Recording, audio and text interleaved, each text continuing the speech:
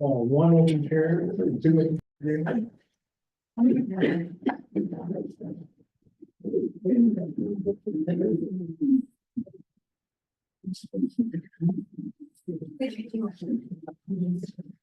Yes, it was a mistake.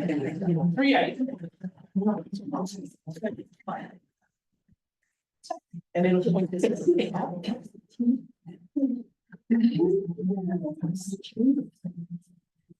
All right, are we ready? Okay, all right, good evening. Welcome to the Gresham-Barlow Board of Education Regular Board Work Session, Wednesday, May 21st, 2025. Roll call, we have in attendance Chris Howard, Chair, Polly Beetleman, Vice Chair, Blake Peterson is excused tonight, David Ligatich, Director, Dr. Myra Gomez, Director, and Dr. Sean Barnes, Director. We also have in attendance John Cook, Interim Superintendent, and we have one vacant position that has been unfilled. So with that, is there a motion? I don't have any changes to the agenda. Is there a motion to approve the agenda as presented? Sound like Holly got the second. So it's been moved by Myra, seconded by Holly to approve the agenda as presented. Any discussion? All those in favor? Aye. Any opposed? Thank you. So our first item of business is a termination hearing. This will be an action item after we receive the presentation. The procedure for the hearing is as follows. We want to also make sure that as I read all of these, keep it in mind that we don't use either the parent name or the student name in any conversation or presentation. Do we have online, Sarah, the? Oh, yeah.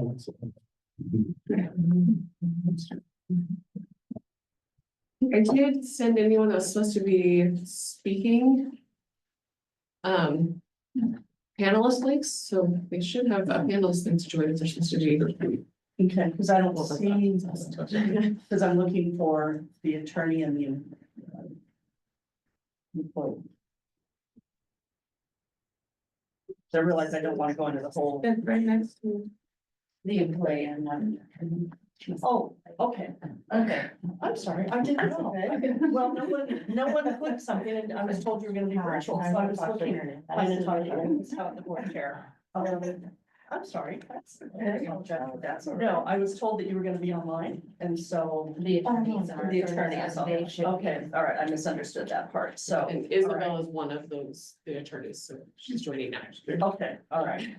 Okay, sorry. Should have had a name tag, guys. Just saying. Okay, should have had our name tags. All right, so. This evening, we will have the superintendent or his designee shall present to the board the superintendent's recommendation for the dismissal of probationary teacher Natasha Green. This presentation shall last no longer. As I was starting to say, we are not using the parent name or the student name in any conversation about this matter. Following the presentation of the superintendent is designee, Ms. Green and or her representatives will have an opportunity to present any statement or documentary evidence that they wish to have the board consider prior to considering the dismissal recommendation. There will not be an opportunity to call witnesses or cross-examine district representatives. This presentation shall be limited to no more than 20 minutes. Following Ms. Green's presentation, the superintendent and his designee shall have up to 10 minutes to present any rebuttal information or make any desired closing statement to the board. Ms. Green or her representative shall then have up to 10 minutes to make any desired closing statement to the board. So I'm adding numbers up and the presentation itself is 20 minutes and then the follow-up is the 10-minute part. 10, so it could be a total of 60. Okay, thank you. I just want to verify that. And I do recognize that there are a number of people here in the room with us. In our work session and in this particular agenda item, we will not be having public comment regarding this. The only people that will be speaking will be Ms. Green and her representative. So, where are we starting? Dr. Freeman is gonna be my designee for talking about. Good evening, Chair Howard and members of the board. I am Angela Freeman, the Assistant Superintendent here in Gresham-Barlow School District. Natasha Green is a temporary employee. She was hired on December 9th, 2024, and her employment was set to conclude on Okay, no. No, they have some information they wanted to hand out to. Your documents have been given to the board Yeah, we already, have. so they should My have. attorney asked to pass them on.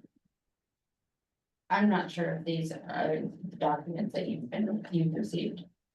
So, I apologize. I can't hear very well on the recording, so I'm not sure what's being said in the background, but we have documents that we will hand out during our section of the proceeding. So Natasha, you can hold on to those for now. And in terms of my audio, I'm having a really hard time hearing anything on my end. I'm not sure if there's anything that can be done for that, but just want to flag that. We'll just try and speak up a little bit. All right, Sorry. so Dr. Freeman. All right. So she was hired on December 9th, 2024, and her employment was set to conclude on June 13th of 2025. Regardless of the outcome of this dismissal hearing, her employment with the district will terminate in accordance with the terms of her temporary contract at the end of this school year. This is also a probationary employee. According to the standard for fair dismissal, any reason deemed in good faith sufficient. That is essentially an at-will standard under which only an unlawful reason such as discrimination, retaliation, whistleblowing, or something similar would not be sufficient to support the termination recommendation. This combination of temporary and probationary status, which Natasha Green has, means that the district has the highest level of flexibility to determine whether an individual's employment should be or should not be terminated. It also means that the district is generally not going to wait very long before determining that someone should not continue their employment. This is not a long-term employee or someone with a lengthy history or connection to the district. It is someone who is typically filling in for a regular employee who is on leave, or when someone is, when there's someone or some other expected mid-year absence. In short, the district is not going to invest a significant amount of time and resources correcting performance or behavior of someone who will be with the district for only a brief period of time. The record in this case establishes that there is good faith reason to terminate this temporary contract. Specifically, the evidence demonstrates a pattern of physical interactions with students and their clothing in an effort to correct or redirect behavior, despite the employer receiving notice that such behavior is unacceptable. Regardless of whether the physical contact is forceful or malicious, it is not the way that teachers are allowed to modify the behavior of students. The teacher herself acknowledges that she engaged in this physical contact. Pages 1 and 5 through 6 of the rebuttal dated April 30th from BLJ Law Firm, although she attempts to excuse it by calling it non-disciplinary or insignificant. On January 9th, a parent reported that the teacher pulled her son's arm. Video confirmed that the teacher placed hands on the student. The teacher asked to watch the video, and she did with an administrator. The teacher was advised of the importance of keeping hands off of students. Again, on January 23rd, the assistant principal observed the teacher pull on the back of a student's hood to get his attention. She met with the teacher and followed up with an email to remind her to be careful when approaching students. On March 19th, the parent reported that her child claimed that the teacher put her hands on his forehead and squeezed the forehead the previous day on March 18th. On March 19th, the student reported that the teacher pulled his chair out from underneath him when he got to class, causing him to fall and hurt his elbow. Same day, March 19th, the teacher was placed on paid administrative leave. During the 3 individual investigative interviews with students, they stated the following. Quote, the teacher pulled them by the arm when they were goofing around. Quote, the teacher yells a lot and scares the student when she slams her hands on the desk. Quote, the teacher grabs everyone when they are lining up and wants them to be somewhere in line. She'll grab them by the arm, the hood, the coat, or the shoulders. Quote, student heard the other student say, don't pull my chair. Quote, even though the teacher yells a lot, I know the teacher loves me. The teacher puts her arm on his head all the time when she walks by. Quote, the teacher pulls my arm when I'm not doing what I'm supposed to do. Interviews with 2 staff members stated, the teacher seems overwhelmed with the class, moves students to different locations by putting her hands on their shoulders and moving them into different positions when she wants them in. And she does this in frustration rather than using verbal cues. The teacher puts her hand out towards the students' faces and says, no, sit down. This teacher has cried in front of the class, overwhelmed. Part of the evidence in this case is video evidence that clearly demonstrates the teacher using physical interactions to modify student behavior. This video was viewed by administrators and the teacher was allowed to view it as well on January 13th, 2025. As a result of systems limitations, the video overwrites itself after a period of time, so it's no longer available. While that's regrettable, it does not change the fact that she was allowed to view the video and respond to what was seen. You will hear allegations that the CBA, or the collective bargaining agreement, was violated during the processing of the complaints and the investigation into this teacher. Those claims are irrelevant for our purposes tonight, as this is not a grievance hearing. The only entity that can file a grievance under our CBA is the GBEA and the ECBC, and they have never filed a grievance on this teacher's behalf alleging violations of the contract. She had association representation along the way, so if GBEA believed that there was a contract violation, they would have had knowledge and the opportunities to submit a grievance. They never did. And therefore, there is no grievance for you to consider at this time. The district has not received any formal complaint from this teacher alleging any mistreatment or violation of her rights as a staff member of the Gresham-Barlow School District. You may also hear that this situation is driven by a difficult student and/or a parent. This is akin to victim blaming. She is attempting to excuse her behavior by painting the student and his parent as the real problem. This does not change what is documented by her own admission and the evidence, including the video evidence. The teacher repeatedly put hands on students in order to gain compliance, even after being instructed not to. In conclusion, the district simply cannot have teachers putting hands on students, even when they believe it is a minor contact that is not forceful or disciplinary in nature. This behavior is prohibited by the district and it creates potential legal liability. When this behavior is engaged in by an employee, particularly a temporary employee, the district cannot wait and hope that the employee stops engaging in the behavior. This termination is for good faith reasons and therefore should not be overturned. Thank you. Okay, and I just want to confirm the process.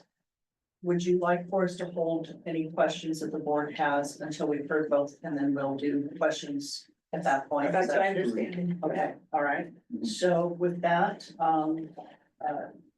Dr. Freeman has completed her presentation at this point, and we're now at the opportunity for Ms. Green and where they're visiting to present.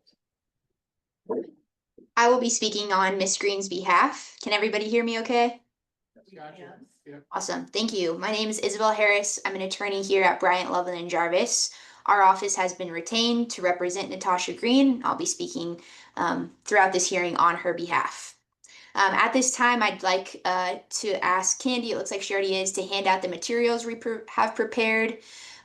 In this packet, you will find our official statement for tonight's hearing, as well as various statements of support on behalf of Natasha from former colleagues, parents, staff, as well as a statement from the association.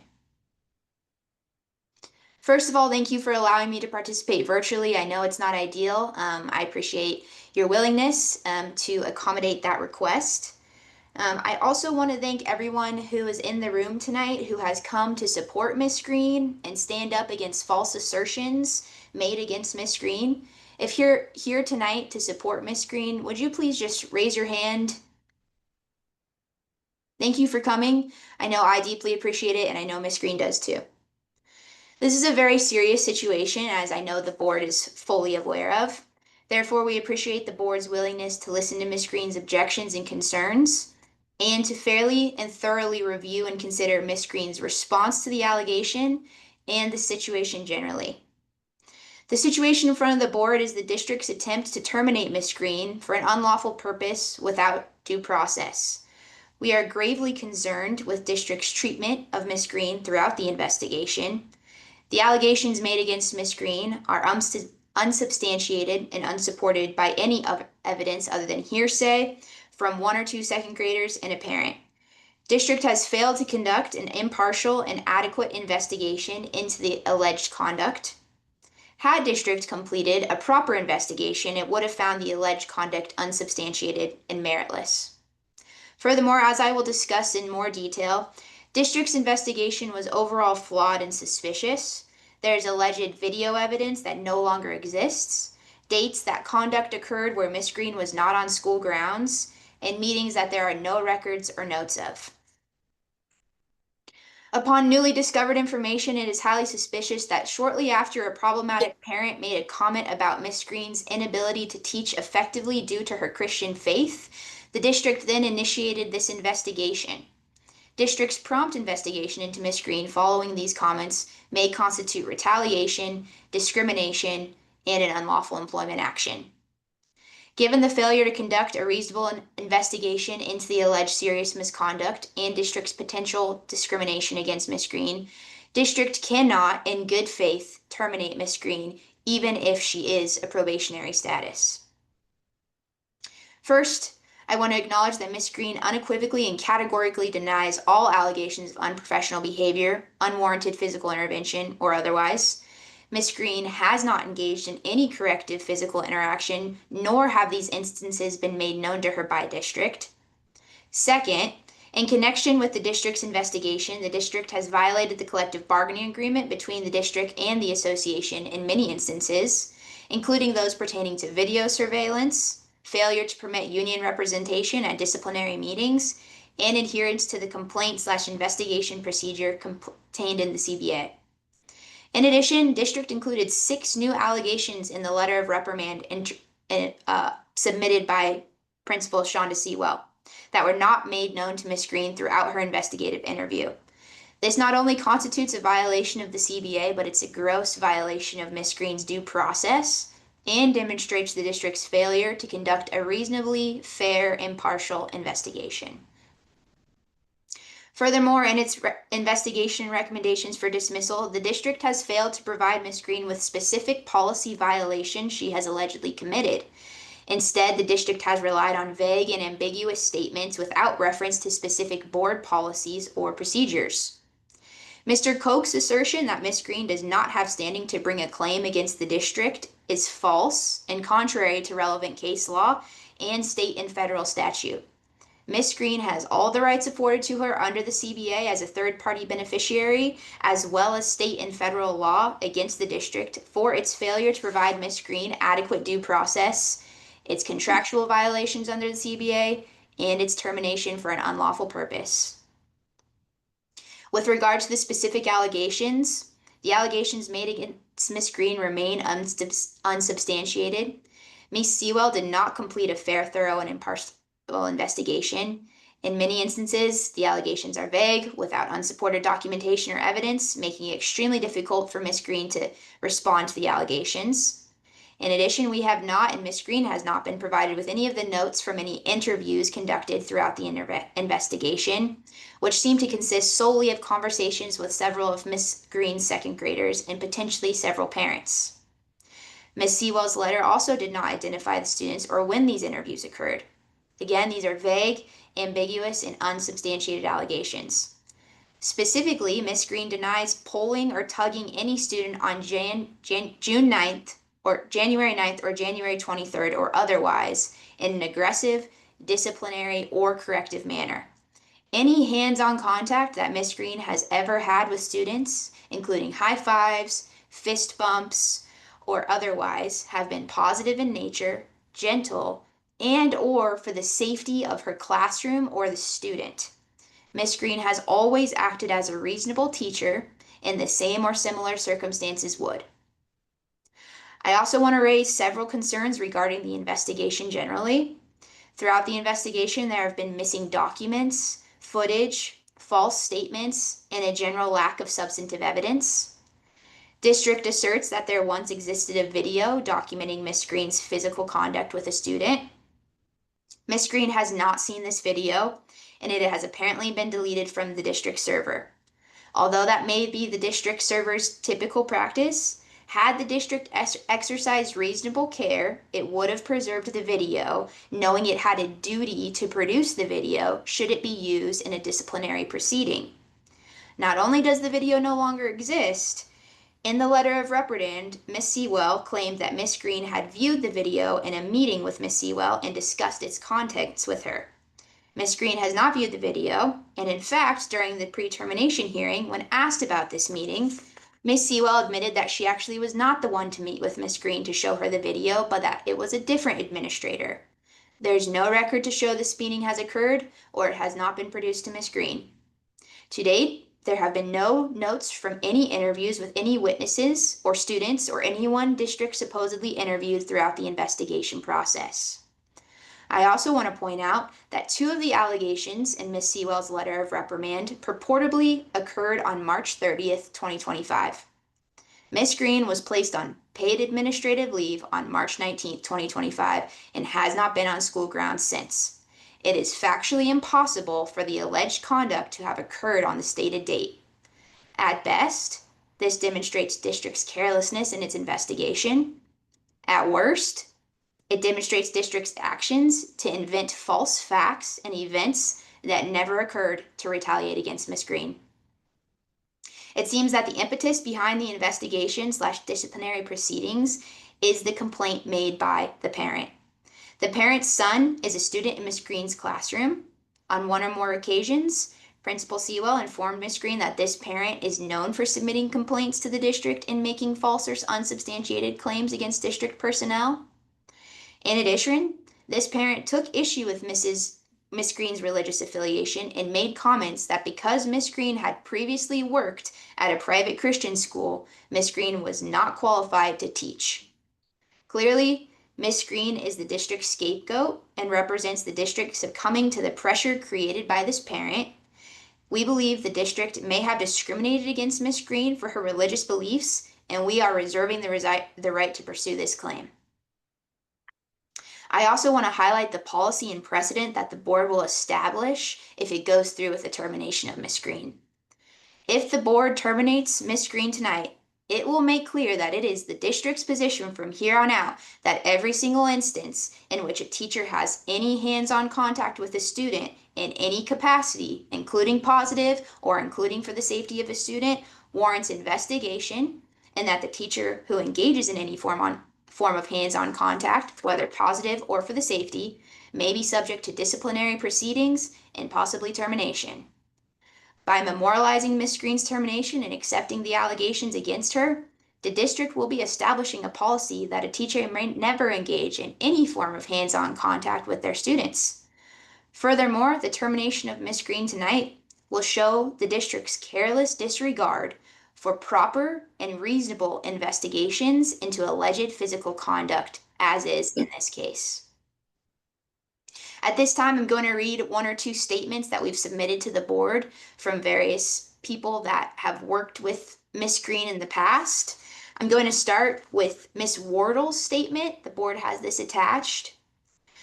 To whom it may concern, my name is Katie Wardle, and I have taught in the educational field for 34 years. I have known Natasha Green for 27 of those years. Over that time, I have seen Natasha grow in her desire to help further each student she teaches in their individual educational endeavor. This may seem to be a lofty goal considering the many challenges teachers have, yet Natasha perseveres in her desire to help each student learn, and more importantly, to learn to love the process of learning. She finds joy in seeing each student gain both educational and life skills. As she instructs and guides the students, she does so with poise and caring demeanor. She treats every student with dignity, regardless of the student's background and behavior in the classroom. She sees potential and giftings in each person she encounters. Natasha is a valuable teacher in the classroom. It would be a disservice to any district to take this type of quality teacher out of the classroom. If you have any further questions, you may contact Ms. Wardle about this statement. I'm going to read one other one. Again, there are several included for the board to read over, but I want to highlight the second one is from the superintendent at Spring Mountain Charter Academy, Miss Hannah Grishkovich. My name is Hannah Grishkovich, and I am writing in response to the request for the dismissal of Miss Natasha Green on the grounds of alleged inappropriate interaction with students. I had the opportunity to hire, work alongside, and closely observe Miss Green during the 3 years she was employed at Spring Mountain Christian Academy. Based on my professional experience with her, I can attest that these allegations are not consistent with her character or her conduct as an educator. At no time did I witness any behavior from Miss Green that could be described as physically inappropriate or harmful towards students. On the contrary, she consistently demonstrated professionalism, care, and a genuine commitment to the well-being and development of her students. During the time Miss Natasha Green was employed with us, she consistently demonstrated the qualities of a conscientious and respectful educator.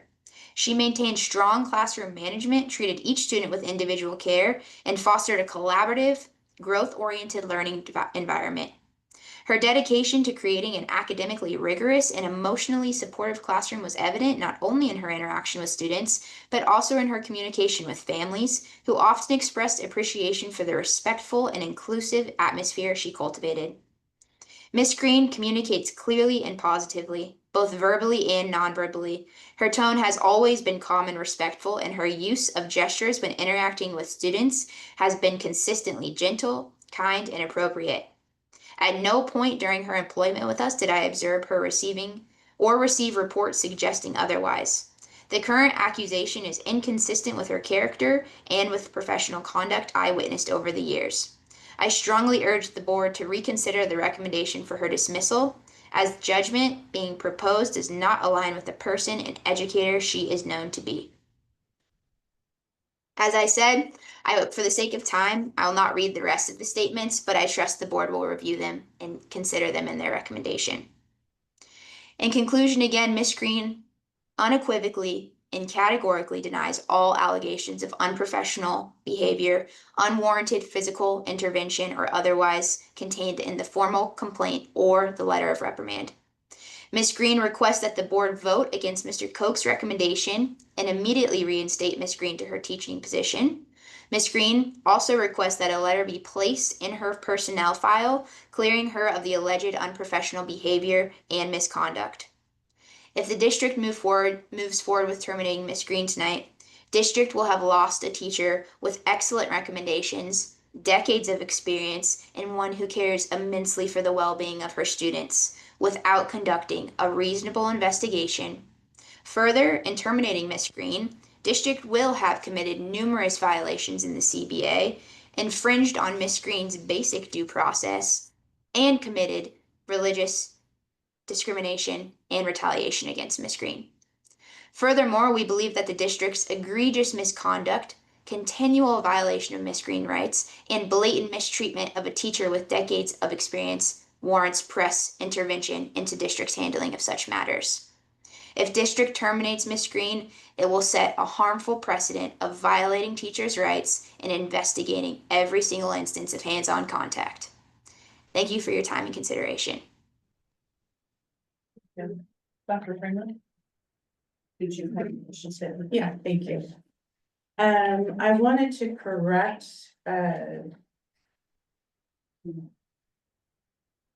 this council, has mentioned that there was a type on the letter of reprimand. It says March 30th, 2025. And I think Ms. Sewell has stated that there was a typo. Instead of it saying incident, it should have said investigation. And it was obvious that Natasha was not there on the 30th. Clearly, nothing could have happened on the 30th. So I wanted to make that correction there. So you are correct on that. I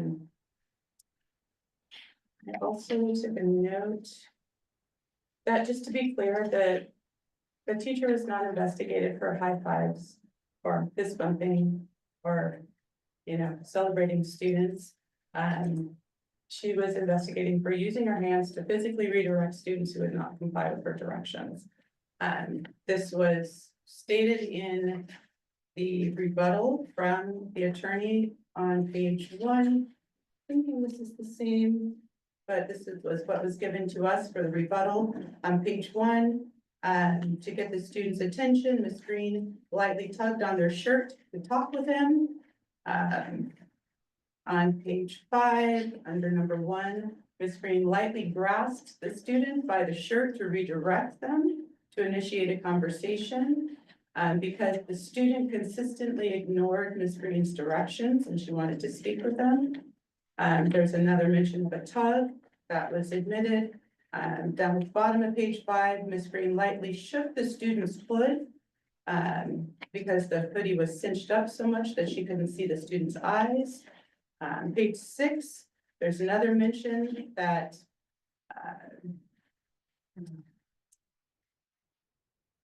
her practice has been to redirect students by gently placing a hand on their back, head, or shoulder. Down on number 5, at times Ms. Green has directed students through a gentle, appropriately applied physical redirection. These are the kinds of things that we just can't have teachers doing in the Gresham-Barlow School District. Redirecting students by putting hands on. Not that there was anyone hurt, but we just can't take that risk, especially with a temporary employee. And the final thing that I will remind the board, it is the district's right to dismiss a temporary probationary employee with for any reason deemed in good faith sufficient, and we believe that we have proved that. And then, is there additional rebuttal from either Ms. Green or her representative? I just want to add to clarify on the event that I believe is asserted on January 23rd for the hoodie event. Miss Green lightly shook the hoodie because the child's eyes were covered and he could not walk safely in line. He posed a threat not only to himself but to others. Her intent was not to remove the hood. Her intent was not to correct the student for the way he was wearing the hood. Her intent was simply to ensure that him and the students around him were safe. That has been her intent in any of her physical interactions. And so I just want to clarify that. Otherwise, we have nothing else to say.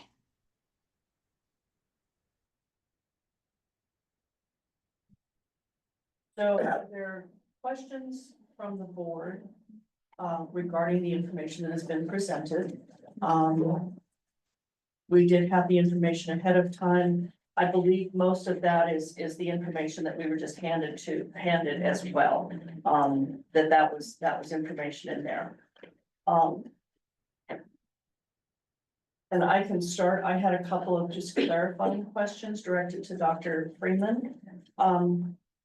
If you would just very, very briefly, so that the board is aware, the general grievance process, how that takes place. And then I have a couple more, but if you wanted to start with that one. The general grievance process for a probationary or a temporary employee is if there is if a supervisor notices or gets a complaint or a concern from a community member, a student, a teacher, a concern in our contract, or a complaint is any comment that reveals the teacher in a negative way. So that is very broad. So there could be anything that is negative upon a teacher that would trigger a grievance process or a complaint process.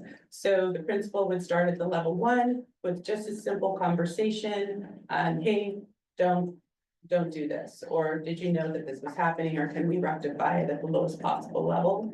If it doesn't get better or something happens again, it can be elevated to a level 2, which would mean a more formal conversation, maybe something in writing, and then possibly a level 3 where there would be something like a letter of directive or something more formal. In the case of a temporary employee, that those things are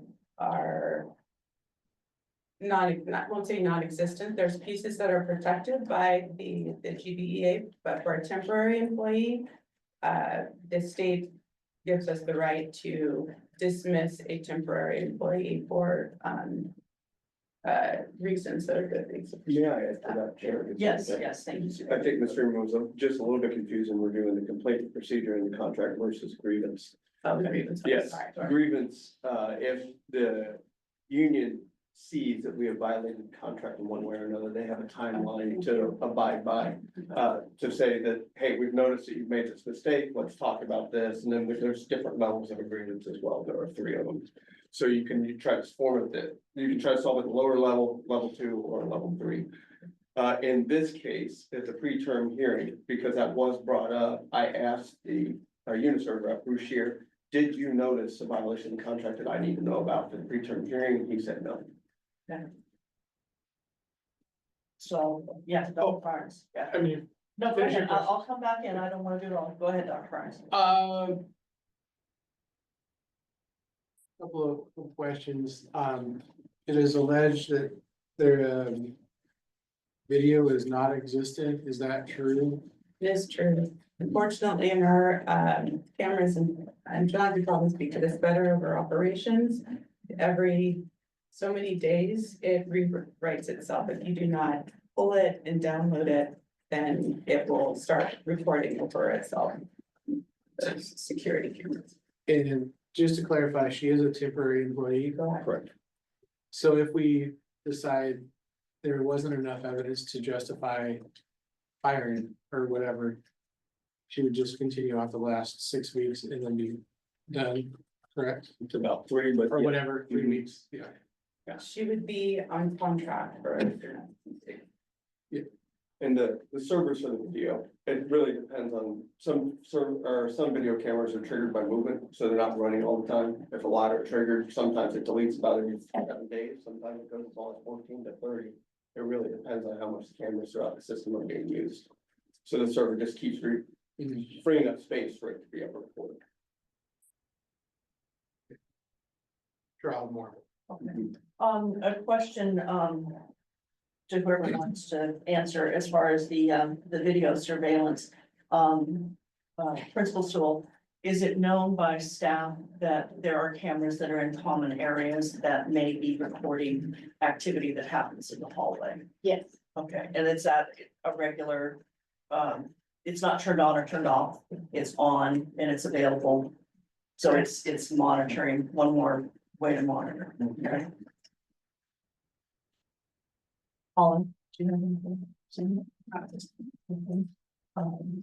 David?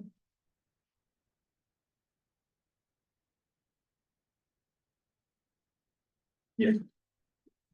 Did you want to think about it for a second? Yeah. Okay. I guess I will ask, Okay. is it? Would it be general practice to pull those and download when there's a complaint that's being investigated? Is that normal practice and it just didn't get done this time, or is that not normal? It is normal practice. I'll let Sean speak to that specific circumstance, but as a principal, there are times when if I'm reviewing with an employee and it's a first time occasion, don't do this, you see this. I might not think to pull it. It's not appropriate necessarily to pull it either, but it is appropriate to review it. So yes, if it's like for an investigation, in this situation, it wasn't viewed, it was viewed because of an altercation between kiddos. And so then it was noted that there was this, grabbing of the student. And so then that it was addressed and Natasha responded very appropriately when it was like, she asked if she could see it. I was not, and I've never said that I viewed it with her. I was not in town when that happened. She watched it with another administrator in the building. And so it was more like, we don't put our hands on kids. You could see that he was trying to pull away. And so it was a reminder, that's not a value-based behavior that we condone in Gresham-Barlow nor at North. And she responded very appropriately to that. And said that she absolutely did not mean any harm to the student and that she would not put her hands on kids. Go ahead, sorry. And so Sean, I got from the information we received that happened on January 9th.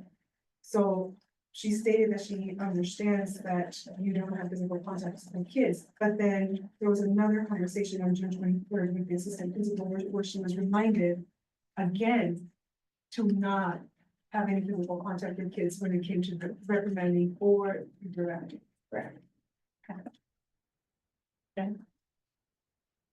Uh, Feel free to say this is not an appropriate question, but there was the allegation that that this particular parent makes false accusations. Is that a true statement? The comment was that, I would like to have Dr. Freeman or Mr. Yeah. Cook answer that. I would say that's not germane to the, Okay. the whatever. Director Ligatich, did you have a? Yeah. Okay, It's hard. Students have to feel safe with teachers. They have several different students. It's hard. But I guess my question is. If she stays, you said she's still under contract. Does that mean she goes back to the classroom? I think that would be determined. That would be what? It would be determined after your vote on what would happen if she did return. So if she doesn't, she would stay on paid annual leave. Well, yeah, it is an option. I think you have three options and then we would work through whatever the consequences are. You have an option, overturn. You have an option of upholding. And then you have, I guess those are the only two. those are the- Mhm. Mhm. If I may Okay. add, and feel free to let me know if this is not appropriate, but just in response to district's answers about the video specifically, I just want to make sure the board is aware that in order to use video surveillance in a disciplinary proceeding under the CBA, there is a just cause standard. And the fact that the video does not exist is problematic for proving a just cause standard. In addition, Principal Sewell just acknowledged the fact that she did not state that she was the one to have the discussion with Natasha regarding the video. I just want to again remind the board that in the letter of reprimand, which I believe is drafted from Principal Sewell, it says from Principal Sewell and signed by her, it is written in first person and says she was the one to have, it says in our discussion, you acknowledged the incident, viewed the video and stated that it was your intention not to cause harm.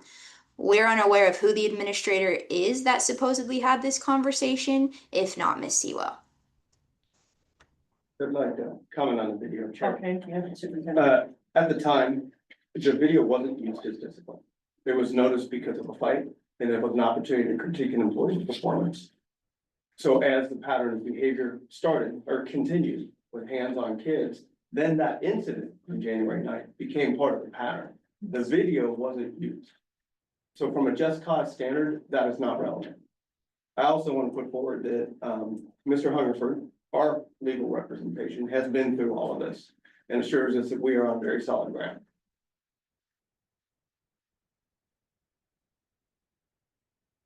Any other questions from? So I want to just for the benefit of the board as well, it's very clear in the CBA, the contract bargaining agreement, page 12, for J, I believe it is it Article 4? And I don't remember what article it is. Where it does talk about video surveillance. It talks about it being ensuring the health and safety of all members and students. They may be used as deemed appropriate by the superintendent. They'll be notified if it may occur on district property, which if it's in a common space. And then, if it's been obtained without the consent, can be used for disciplinary purposes. So, and this was one that they did spend a lot of time in the last target to make sure that it was clear about using video.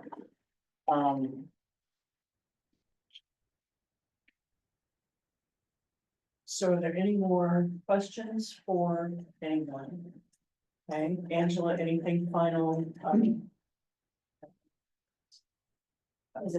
Isabella, I don't know if you had a final short statement after hearing the questions of the board.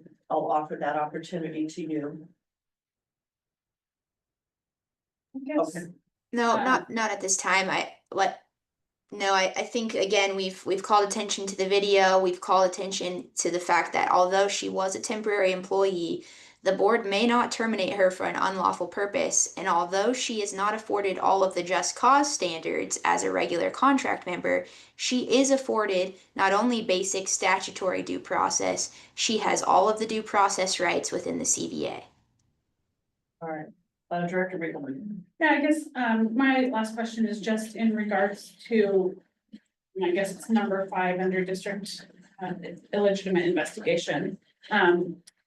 The parent, it's in regards to the parent taking issue with Ms. Green's religious affiliation. Has that been part of the investigation? Is, because the reason I ask that is because I also don't want to set the precedent that parents who disagree with the teacher get to make an allegation and drag teachers in our district. I don't want to speak for Ms. Sewell because I haven't spoken to her today, so she can comment on this. We had no idea this was coming. The This is first our time we first heard time this was hearing today. I've not heard anything. Okay, so I guess then that would prompt a question. Whoever wants to answer, is that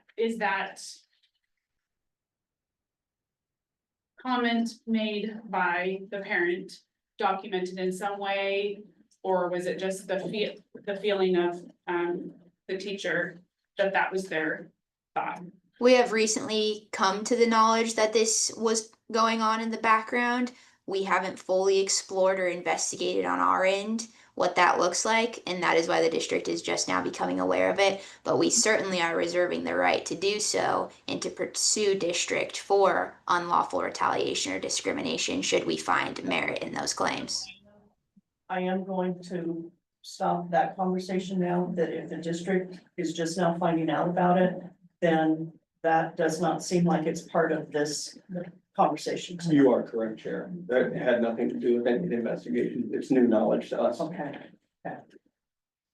I will say that, part of due process is allowing, the member or the staff member to be able to have representation at meetings. And the GBA, Bruce Shearer, I believe, was present at, the meeting where there would be disciplinary action taken. So she did have a union representation. So.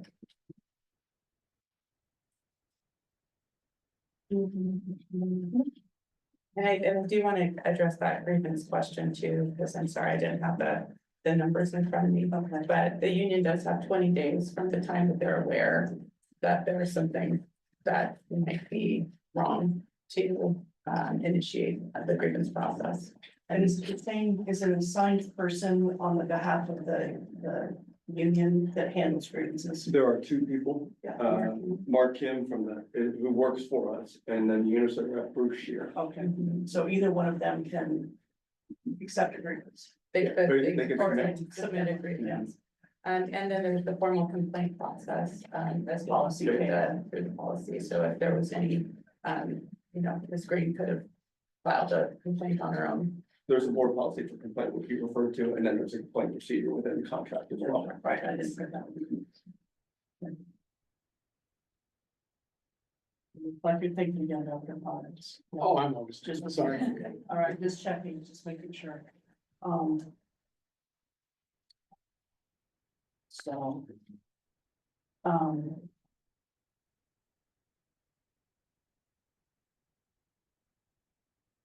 Mr. Cook, Superintendent. Again, it's fairly clear in the contract as well as in policy, as well as in operations, that unless a student is in danger, we don't touch students. That's correct. And is that fully explained to people? They know that this is the practice that students are. And added to that, staff with a higher likelihood of having contact student or staff that serve students with special needs, they actually get extra training months. And this was not a student with special needs. Correct. So the question from Myra is not a student with special needs. So, okay. Doesn't sound like the board has any more questions or any more comments. There is an action item that is requested to either.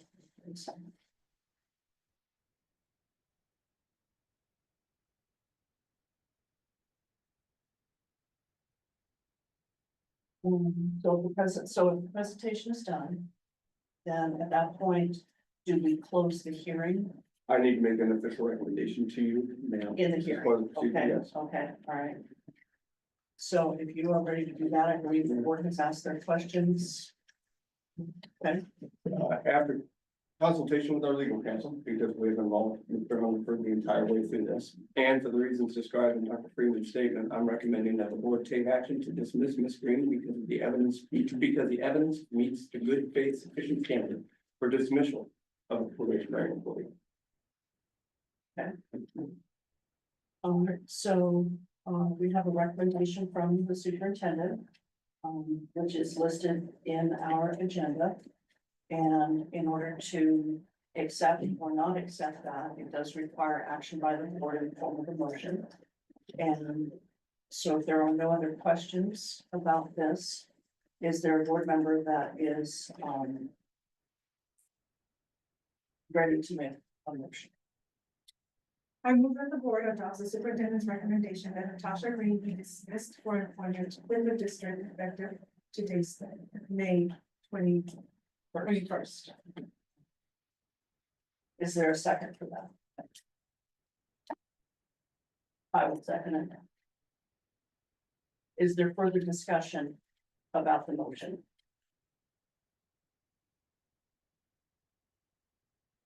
Okay. There being no further discussion. I will call for a voice vote. So Dr. Gomez. Aye. Myself, I. Dr. Director Riegelman.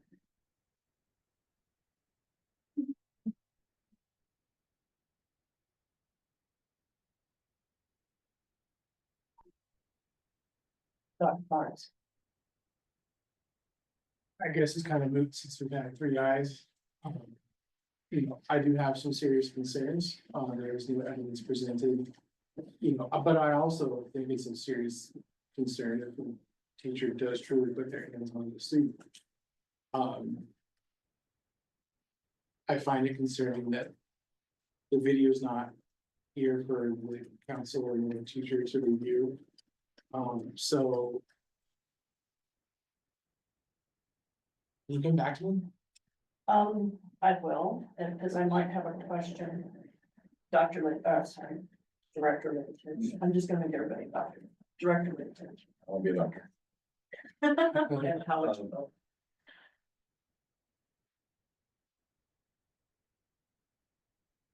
I have same concerns. So can I, maybe for a clarification, we've talked a few times about the video. We also have numerous other times where there were hands placed on students.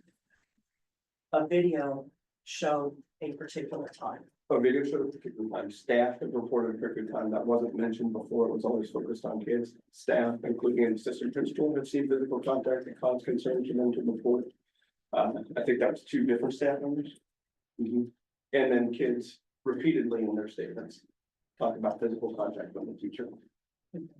So regardless of the video, there are other, and in fact, in the documentation that we received, there were numerous times when it was noted that it was brought to their attention that a student had been hands. And I do need to emphasize staff, these are very strong staff members who have witnessed things, and it wasn't mentioned before.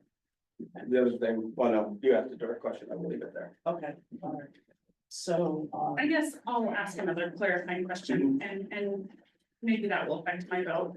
We have the recommendation and this is a new system for us, so maybe I'm not seeing it wrong. I have all of this paperwork. Do we have the documentation that, because the, what we received is saying that she didn't receive notice? And that is part of our process. So do we have that documentation in writing? It's in the letter. Yeah. That's how I base my vote, because there's multiple instances mentioned. There's the one with the video that we didn't see and it doesn't exist, but regardless of that, the assistant principal had a conversation with the afterwards in a different day. Right, so it says that those things happened Mhm. in the letter, but do we have that documentation to back that letter? Is what I'm asking. Are there emails between the principal and the teacher or between HR and teacher There are, that we don't have here, but do they exist? they do, there are investigation notes, and I don't recall, and maybe you do, that, council asked for those notes, or that the union asked for those notes, because they have a right to have those if they want them, but I didn't realize they had asked, or if they had. I Mhm. submitted everything that was asked for, and so. I guess I would feel like in order to do our due diligence, we would need to see that we have the documentation to show I would- those things. I would actually push back on that because we have highly professional, trained HR director, and attorney who have reviewed those. The board does governance, we don't do operations. But we're being, We do And so- accountability. as We well. do, we And do. this would be an accountability piece, so I'm not saying that that wouldn't be my vote, but I think that. We have to do our due diligence to say, yep, we checked all the boxes, and I'm not saying that those things weren't done, I'm just saying. That's us doing our due diligence. I'd like to remind the board as well, the documentation's there. Mr. Hungerford has been through this with us, and he is an expert in skateboarding, so he has been down through this, he's our labor law attorney.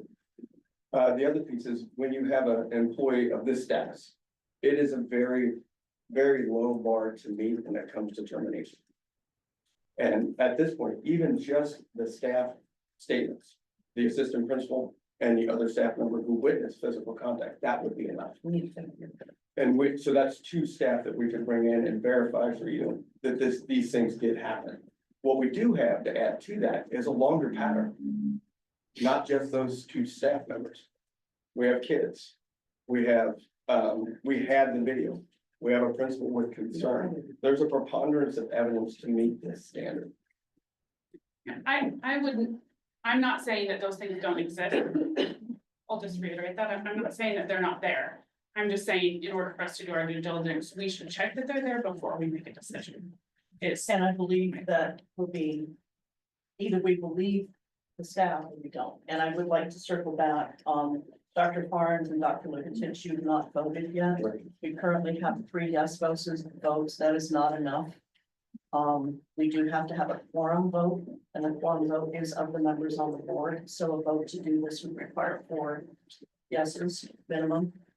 Would I be able to respond to district's comments in terms of the notes and our request for the notes and whatnot? Yes. Thank you. So again, I just want to reiterate, we have requested all notes from all meetings. To date, we have not received any notes from a meeting that supposedly occurred between Ms. Green and an administrator where their video was viewed. We have no notes or record of when that video or when that meeting occurred or what was said or when Ms. Green supposedly viewed it. I also want to note that the district has made several comments that it expends very little resources into investigating temporary or probationary employees. And while that may be the district's standard based on its obligations, if the district moves forward with terminating Miss Green, this will be in her personnel file, and there may be allegations that were unsubstantiated and untrue that harm Miss Green for the entirety of the rest of her career. So although it may not impact the district and the board and their fiscal responsibility and their just cause standards, this is a life-altering decision for Miss Green. I'd like to respond to that as well. We did not say at any time that we didn't expend resources. In fact, there's been a lot of time. I have here the union's notes where we did talk about this. And no rebuttal came from the union or the employee. So I want to go back to that standard and our kids. This is a low bar. Even if I were just using, we could reduce it to 1, an assistant principal witnessing a concern and bring it forward and us talking. That would be enough in this circumstance to move forward. What we've presented to you is more than that. We've addressed the other issues regarding video surveillance and just cause, and that is an accurate statement on my part. I do have concern. We do not support when staff members put hands on kids. And what we started this meeting with was an attorney saying that the teacher denied all of that. Now we're to a point where that's not the case anymore. We now have that, yes, this has happened. So we've transformed from the beginning of the hearing to, yeah, we do know some hands-on it happened. So we started off in a different place. And that concerns me. So we did have hands-on. We do have a probationary teacher who did do that. We do have staff members who would say that, even if you want to discount all of what the kids said, and the kids have said a lot. This did happen. And that's my concern for our building. Kids must come to school feeling safe, and we are do our best to do that every day. All right. Director Lynch.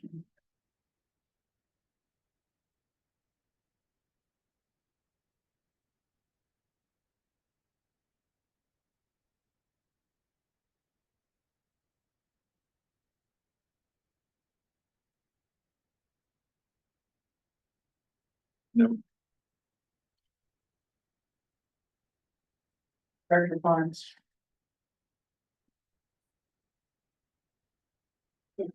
Okay, well, put me to, so. I understand the district's gotten very low bar, because it is a temporary employee, but I also don't want to make a decision that will. Truly impact her. Career, you know, and. I kind of wish that we had those notes. So that I could be confident and be like, yeah. This is the thing, this is the right thing to do. And I don't know if I feel comfortable enough to be like, ruin somebody's career. Without seeing that. So I'll share a little bit more information. We were concerned too. We saw this as potential to do exactly what you're saying. So we have offered settlement agreements regularly.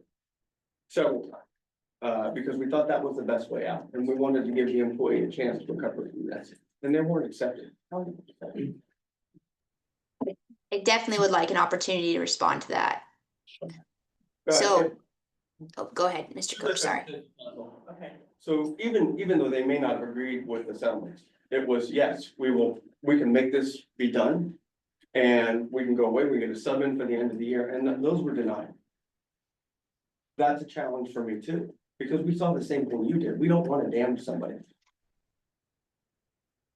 And for me, as an educator and as a parent, and knowing the school and knowing the population, I feel like we're just gonna, someone who was given several warnings is going to be allowed to continue in this field. And then we hear about worse things happening in the news when the previous district was very aware. And they were just allowed to continue in this field when we know that kids were placed at harm and didn't take responsibility. And it wasn't one conversation. That's why I asked that clarifying question.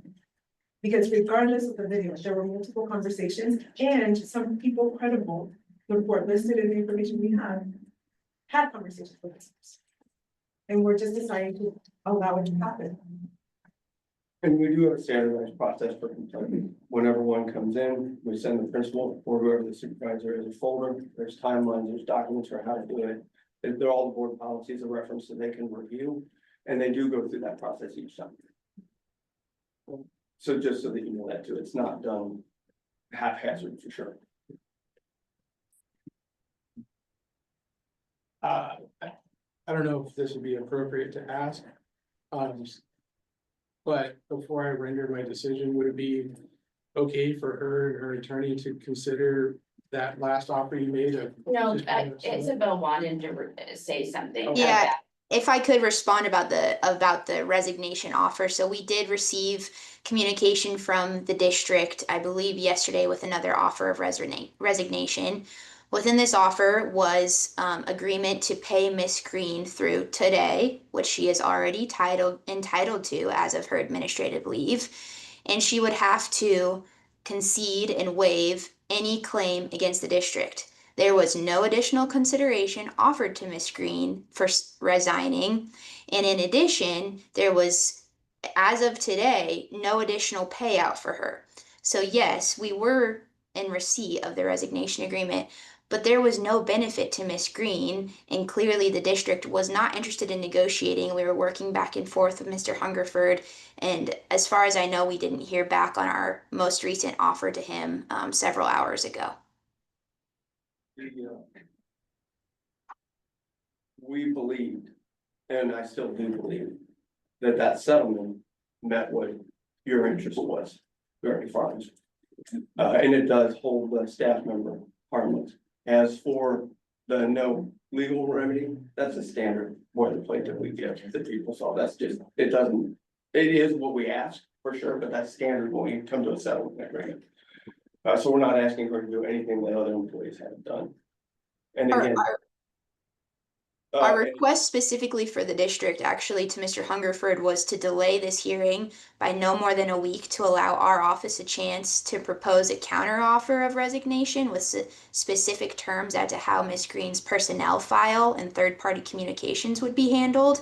And we did not receive any type of negotiation on pushing back or delaying the hearing. If the district is interested in pursuing negotiations with us on a resignation agreement, we're more than happy to do so. We were willing to do so this morning. I was emailing back and forth, like I said, with Mr. Hungerford. And if we would have just had an additional week before this hearing to work with the district on a resignation offer, I think we could have come to some sort of settlement. It was my understanding the district was not willing to do so. This was the second thing. We have tried from the beginning. Tried from the very beginning. And There was a lot of time. here we are today. Going back to, we do hold employees to a high standard as well. There are employees watching tonight. And we do, like this come out. Just as a summary, we did want to put the employee's interest at heart and not damage their career forever. We tried. That wasn't accepted. We have, even again, we have one staff member who's an assistant principal and a very reliable one who witnessed behavior that meets this standard for termination. And we also have, from beginning to end, a different story tonight. We have an unequivocal denial from the beginning, and now different. There were things that have happened, and we have kid witnesses. That is a challenge for me. I guess my question is before I render my decision based on all the data, are we able to give her 30 seconds with her attorney out in the hallway to make a decision? Because the last thing I want to do is ruin somebody's career. As of where it is right now, if they don't need to talk about it because it still affects her future when going to get another job, to resign and saying I did these things and she didn't. So I disagree that it affects her future. What does affect her future at this point was we didn't want to be here because we knew we would have to submit evidence publicly to you because we wanted a public hearing. That was the damage that we talked about behind the scenes, and we don't understand why this is going here, because we have to submit these for the public to review. And we were concerned about that from the beginning. So we're here. We have offered twice, starting at the beginning, a way out of this. I'm just asking, would you like 30 seconds out in the hallway with your attorney to give her a call? If the district is willing to allow us time to actually come up with new terms for resignation offer to propose as a counteroffer, then we're absolutely interested in that. But at this time, 30 seconds in the hallway to deliberate on the same offer that the district has continuously given us, we're not interested in. resigning has certain implications in her future as well as being terminated. And so that's why they would have to communicate more with the attorney for other. Again, I just want to reiterate the resignation offer that has been supplied to Ms. Green to date offers her nothing in addition to what she is already receiving in forms of compensation or there otherwise. All it does is benefits the district's and waives Miss Green's right to pursue any action further down the road without offering her any additional consideration. Can I just say that I know that the termination in your file is much more damaging than a resignation. Resignation, you are able to create your own narrative. You are able to, we did agree. Not if they call and say, is this employee rehirable? We agreed to a neutral, reference, so to be able to not mention they left to, in the termination or anything like that. So there were parts of the termination agreement that would protect, the dignity and the respect of the. I just want to reiterate again, the neutral reference aspect of the resignation agreement, if I remember correctly, was just added to the newly offered resignation agreement that was offered 2 days ago. That was language that was added that we just did not get a chance to thoroughly review. Again, I communicated with Brian that we were requesting additional time to work with him to come to a good faith decision and communication on a resignation agreement with mutually acceptable terms. And I did not hear back. I haven't heard from him since we communicated early this morning. And I don't want to believe in this anymore. I just want to verify, is what you sent today your final offer for the resignation? I believe it That is. is true. Yeah, That is, and not here to consult with, I believe it is. okay, so one last time, because I don't want to ruin. Do you want some time to talk to your attorney before I make a decision that could potentially?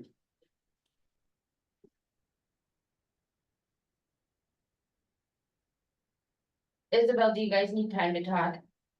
No, nothing has changed on our end, Natasha. All right, well, with that, while I do see concern with lack of video, this, that, and the other. I also do know that the bar is very low for an at-will employee.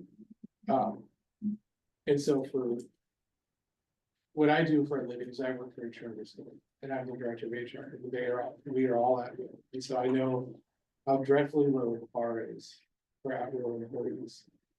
And while I may disagree with some of the assertions and findings, I also have to make sure,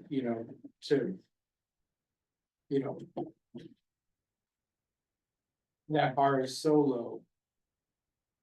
I don't know if there's anything that us as the board could do about it. So for that, I am forced to vote aye. We show that being then in 4 votes, yes, to accept the superintendent's recommendation and 1 vote, no. Dr. Freeman, the process then at this point. There, we will get back to today's the check and send an email, with all the proper documentation. We'll hear from HR. And I think, Sarah usually sends an email that says. Did you not speak down there? Sorry, no, I'm sorry. Yeah, sorry. Oh, I'm sorry, I told the attorney. But Sarah usually sends a final email from the board that documents the determination from tonight's decision. All right, so, I think at that, we're gonna take a break. We'll take a 15-minute break and then come back. And we can leave. Yes. Yes. Yes.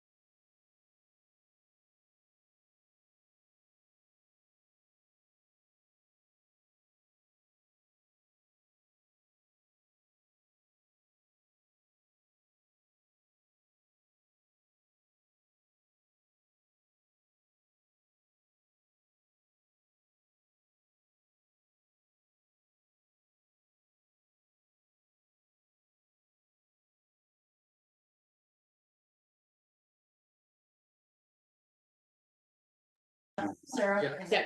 All right, so we are back. Gresham-Barlow Board of Education, May 21st work session.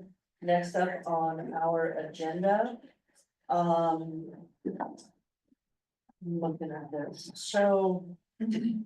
Tracy, Yes. do you mind if I let them do the Senate Bill 3 implementation update?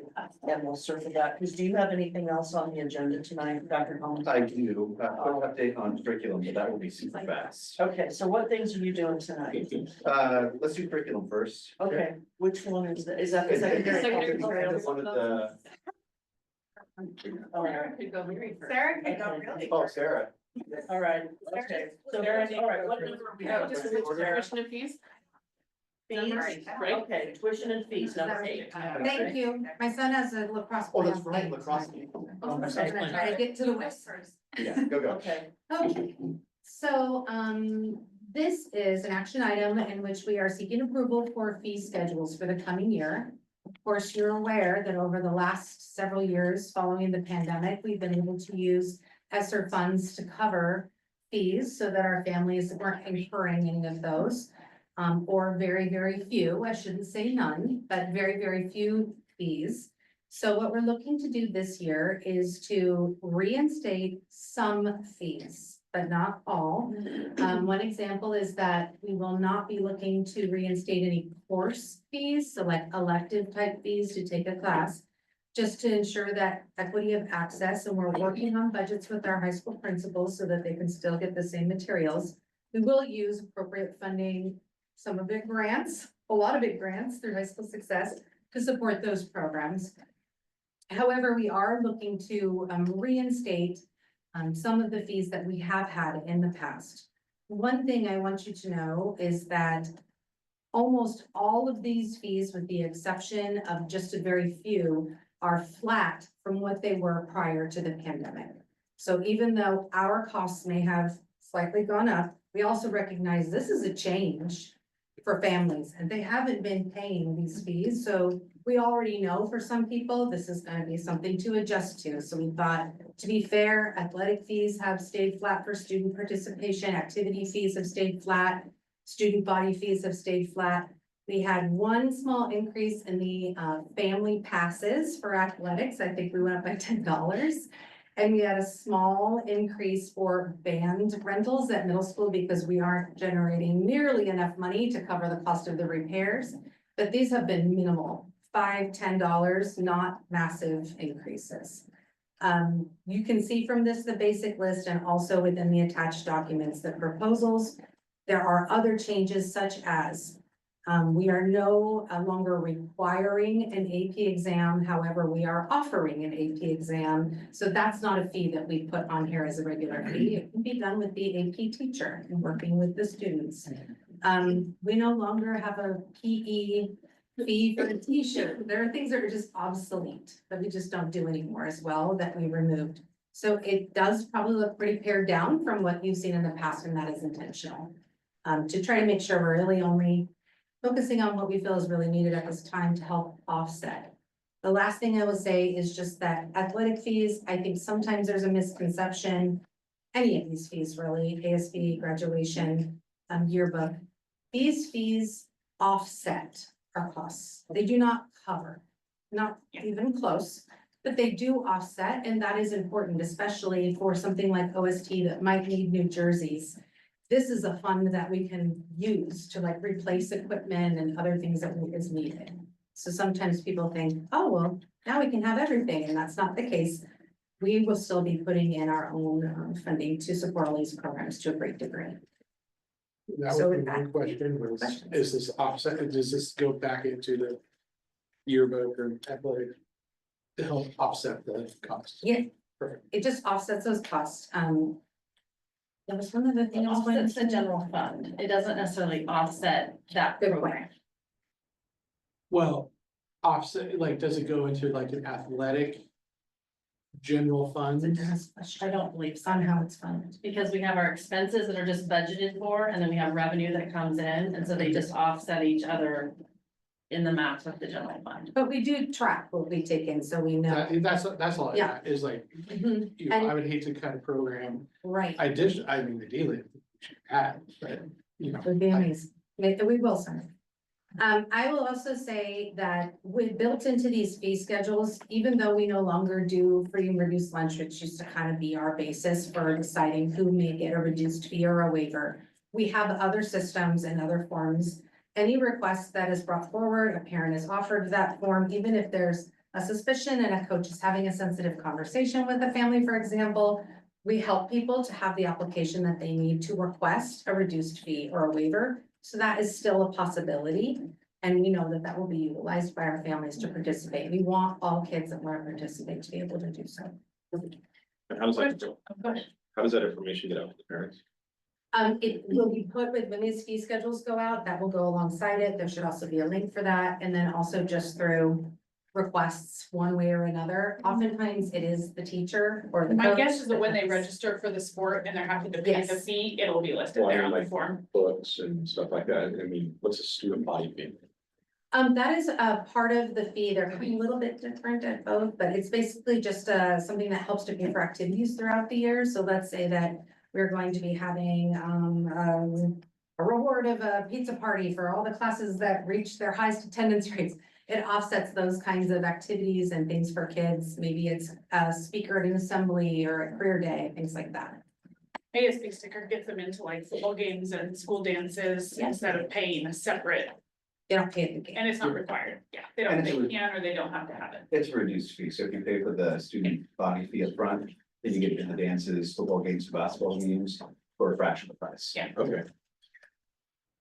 One, question I had just about the, recommended motion, which I think in our leadership meeting today, we talked about this possibly not being an action item so that people had a chance to make comments and then we would do it in our June meeting. Right, so what the deal is that these all show up because of the new, agenda-ing thing. Yeah, yeah. They all show up as action, Oh. but this is first reading Got in a work session, and so then we will adopt and approve an action In June. in June. So that's yes, just thank you. procedural. The question I had was, as part of that There motion, is, if we wanted to do that, we don't have to, it's different because of the new, not board docs, but whatever this one's called. board book. Board book. It listed it as an action, but it wasn't intended to be an It action doesn't item. have to be. Just so So that is the people, recommended motion automatically? it'll just move over to. I think that's what it does. It just puts it in there as. So my question was about the non-resident tuition fee. Has that gone up? Is that Yes. based on a state Yes. number? Okay. Yes, I got that from our business office. Okay, What is that? so fee it's for the just year? whatever this Mhm. year, okay. All right, so, yeah. So review those, look at them, look for, making sure they're affordable and where they're optional fees, are they truly optional? And then it'll come back to us at our June meeting.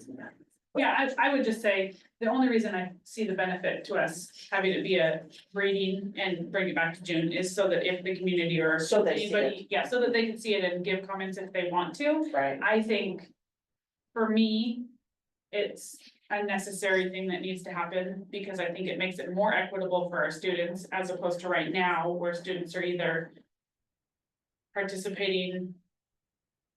The club sports messes this all up, and so we want it to be affordable for everybody, but in order to sustain it, this is part of it, so. And I'm not sure, I think as far as when we get to the point where we actually do a motion, I would suggest that we do them as two motions, approve the proposed fees and then the non-resident tuition, because those are kind of two separate concepts. And so that just makes it clear, because when I read it, it sounds like the proposed fee is 11,000. If you forget and move past the non-resident tuition part, it's not a clean sentence. Does that make sense? Sure. Okay, We can do that, it's just, we pulled the motions that we've done right. every year in the Yeah. past, so. Well, I'm just. We decided we don't like our old ones. Yeah, yeah, No problem. yeah. Okay, No, we didn't mind it last time. all right, so that'll give us all a little bit more time to look at it and then bring it back to the June meeting and make sure as well, just because historically in the work session, we don't often approve things unless they're on a timeline, a short timeline. Okay. All right. And was that it, Sarah? Okay, are you leaving? I am, I'm going to my son's lacrosse game. Oh, that's right. Adios, Amiga. I'll Okay. I'll get the second half. All right. They play like Where they at? Beaverton, my son goes to Beaverton High Oh, School. wow. Drive safely. Drive safe. No problem. Okay, Thank you so so I'm much. still. It's not bad at this time. It's worse than like.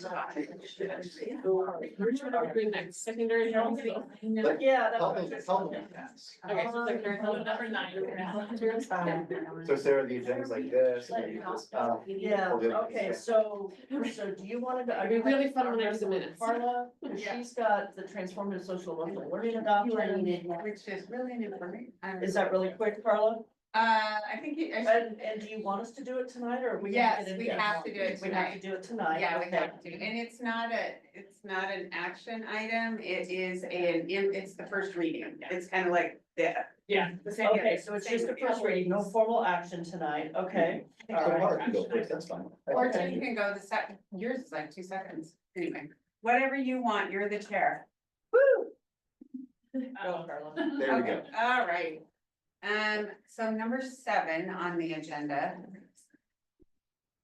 I'm ready. It's like get to know your agenda. Yeah, Yeah, I did just as you can unclick little things in the left hand, the description, so it shrinks it so you can actually see the whole agenda without having to read all of it. Just nice. Oh, yeah. It's the box under the eyeball. Yeah, the box is under so the eyeball. this is the number 7. Transferring. Yeah. Yes. So, oh, never mind. I'm sure there's supposed to be something more formal, but this is a work session, right? Yes. Sharing how it affects the board, part of the game. I don't feel like there's a difference. Not as a The presentation. biggest one, not for presentations necessarily. So just as a little update before we launch into the slides that are attached, Oregon adopted transformative social emotional learning framework and standards by the State Board of Education on June 15th, 2023, so 2 years ago. And it was required to be implemented in districts by July of last year, 2024. So during the 23-24 school year, the district began implementation of the standards by training teachers and adopting a new set of materials. Actually, that's not quite right. During that year, we began to put together a plan for training and adoption. And adopting a new set of materials to support social emotional learning in K-12 classrooms. So last year, 2023-24, this committee of counselors, liaisons, teachers, administrators, and coaches spent multiple sessions kind of evaluating and this is not reading correctly. This year, we had a committee pull together all these folks and evaluating multiple curriculums and resources. And then we piloted it in K-12. We piloted 2 curriculums at each level, 1 at elementary, 1 at middle, or 2 at elementary, 2 at middle, and 2 at high school. Student feedback was gathered from classrooms in kindergarten through high school across the district. And then a final committee recommendations are what I'll be providing. If authorized, move forward on the adoption of these materials as our foundation for social and emotional learning. They'll be implemented this fall. So the way we began to comply this year was by convening this committee and doing training with our adults and then adopting curriculum for next year. And we felt like it was important to train our adults and make sure they knew what they were adopting and why before we just launched into something that was brand new. Okay. So that's what we did. So then what you can see and what Sarah's projecting is the slide deck. So in alignment with our equity policy, the adoption committee's charge is to provide every student with access to high quality curriculum grounded in evidence-based best practices that supports collaborative opportunities embedded with a culturally responsive framework. So you can see, and then we came up with a set of non-negotiables, collaborative process grounded in effective and equitable teaching practices, prioritizes the variabilities of our learners, and centers student voice. That was really important to us. So the process that we went through was we first created a shared mission and vision, and we created it in Spanish and English, and that was during the 23-24 school year to create our plan. And I presented some of this at a work session or a board meeting in November, I think. So we don't have to spend too much time on this, but this is our mission and vision for our transformative social emotional learning plan. The next slide shows a little bit about the difference between SEL and what is transformative. And this is really important in terms of our curriculum adoption. So what has typically been social emotional learning is on the left-hand side. And this is a lot of times what you'll hear in classrooms is like, we just want our kids to know how to do blah, blah, blah. Not in a single grade, we're teaching you how to feel, or we're teaching you how to talk about your feelings. We're teaching you how to behave, right? And all of that is super important. But what we know is that when it lives in isolation, it doesn't always translate into different settings. And that also if the adults don't feel grounded and calm and engaged with kids, and they are having a hard time managing their emotions, then it also doesn't help kids stay engaged and feel safe and welcome and worthy. So it can't happen as I'm just teaching you this and therefore you're gonna go implement it. It's not like teaching 1 + 1 = 2. Although I would say that to get kids to engage in 1 + 1 = 2, they need to have a sense of like, oh, I belong, like you care about me as a human being. I'm important. So a lot of the stuff on the blue side is how we have traditionally thought about SEL, but it hasn't really incorporated teachers and students' understanding of the variability of their identities and their experiences and where they are at that day, maybe their kid, cursed them out, their teenager cursed them out, and then they got to school and they have a headache, and there's so many things that our adults are going through and maybe that happened to the student too. So this isn't just about teaching kids how to behave, it's about giving them the skills to feel like they can belong and feel safe and welcome, and that's the same for our adults. So that transformative part becomes more of it's a community responsibility versus an individual responsibility. And you can go ahead and go. So I'm gonna request, Carmen, a lot of, I think a lot of this, I'm gonna put the onus on the board to read these and go over them. Just because we're running a little bit later, and so kind of just high level. Yep. Centering Move it student along. voices, yay. Perfect, okay. Okay.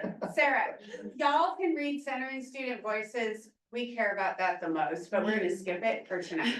So there's a We're not timeline. skipping it, we're gonna be making it our responsibility to make sure. Perfect. Yes. Excellent. So this is the timeline about the curriculum adoption.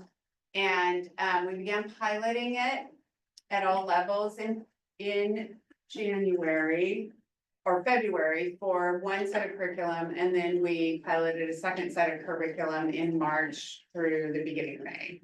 End of March to the beginning of May. So this was embedded from what I saw in the 2 slides ago. All of this stuff is being embedded in all contents. We're getting there.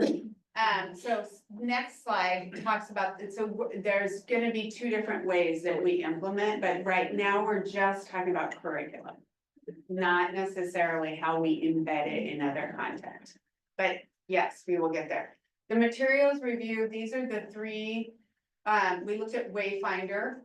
We looked at another one called Harmony Academy for elementary. And Wayfinder was one that was piloted K-12, and we looked at We Do It for the Culture, which was piloted middle and high school.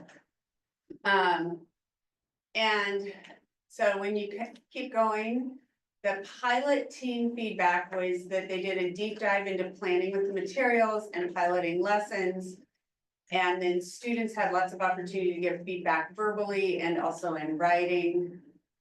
So for next year, we want to keep going. At elementary school, our teams, after looking at all the feedback, and if you go to the next slide, we chose Wayfinder. Because this teacher said students were given a lot of opportunity. Well, you can read it. I really like how easy it was to pull up the lessons. It's from teachers. My students look forward to SEL now. In the past, this was not the case. Very engaging, and each lesson is different. Students are very engaged, especially at elementary, and they built in lots of games in the lesson. So the kids really loved it. So it didn't feel like they were being told how to behave. They got to actually practice it. Student feedback, if you go to the next slide, we bolded some of the key elements that they get to talk about their feelings, talk about that stuff they're talking about, taught me about community, which is something was like caring for one another, was fun, and I felt included. So that was the feedback at the elementary level and why we chose Wayfinder. For middle school, we chose Wayfinder again. And I can address why we didn't choose some of the other two, but this was the teacher feedback.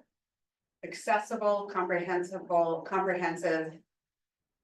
lots of deep questions, and easy to use. And then the middle school feedback was sometimes it was fun and sometimes it wasn't fun. And, you know, I think the older we get, the harder we find that integrating or teaching an SEL lesson versus integrating it into content gets harder and harder. They get more skeptical. The Bad Bunny one was interesting because we got to learn about an artist before they were an artist. So they also highlight real life characters and talk about things, social things that kids are interested in now. They try to pull from that and have it be appropriate to what resonates with students now. And we gave them a lot of feedback about making sure that they are keeping it relevant to the local context as well as the, you know, kind of pop culture to keep students engaged. So is it a digital curriculum? 'Cause Yeah, it's I all- think that, right? Yeah, yeah. That's why he's not gonna. And then. Wait, what? And then at the high school level, we decided to not adopt curriculum at all. And I'll tell you why we're gonna do that, and that gets to your question, Myra. We're actually going to leverage our relationship with the MESD to provide some professional learning and push into our high schools. So the thing about transformative SEL is it's not just a curriculum. It's really about it's not about following a set of standards. It's about how those standards or behaviors show up in other content, in math, in social studies, in science, in reading, in literacy. And the older you get, the more important it is that kids can see it in the other content areas that are relevant to them. So while at elementary and middle school, we found that it's important to adopt curriculum to give teachers some tools. We did not find curriculum. The only place in the high school schedule where it would really work is advisory. And I'm sure if you have high school students, we all know what their perspective is. And so we thought, why push something that's supposed to be about enriching and helping students develop their social emotional skills into a 30-minute space that they already have a negative association with. So instead, what we're gonna do is really focus more on the adults and on teaching and learning. And how, when we're talking about math or social studies or science or language arts, or health curriculum, we just adopted a new health curriculum, like where are we seeing these standards show up and how do we name it? And then kind of take a moment, doesn't have to be a long moment, to really illustrate it with kids so they start to draw those connections. And along those lines, every new curriculum standard that gets released will include SEL standards as a part of what's outlined for state content. So the social studies standards that we just released have within them embedded TSEL standards highlighted and drawn out specifically. And then we will also be integrating it into middle and elementary. The reason why we went with Wayfinder is the platform is really easy for our teachers to use. We wanted something that was accessible, but it's also adaptable, and it also comes in multiple languages. So we can pull content out. We had a middle school person who was like, I didn't really love all the content, but it's so easy to go, ooh, I want this part, and then they just plug in a video to add to it. And then they push it out. At middle school, it will be through advisory, because that happens 4 times a week.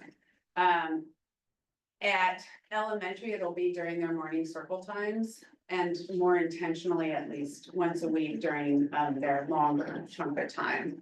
And we will be and then Wayfinder will be providing both an in-person training and then a series of online trainings. So we're in the process of negotiating with them what that costs, what that would look like, that's within our budget, and that's why on June 4th, when the next board meeting, then we would have an action item for you. But, and then for high school, we will leverage our relationship with the NESD. We may be purchasing some staff books to support integration of SEL into content. But that's a conversation I actually need to have with Dr. Collins here to see what we think about how that might work for high school.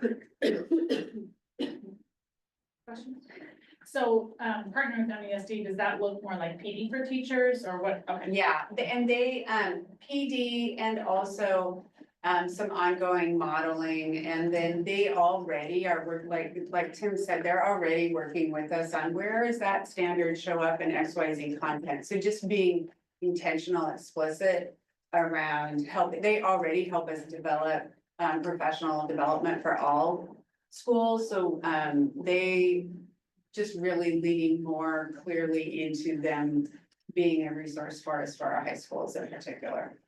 Are teachers going, like, how are you, I'm just wondering if you'll have the money for teachers to do the physical and the training? No, we will have MESD come to us. Okay. And they already have been really willing to do that. They have their climate and culture team. It's led by Dr.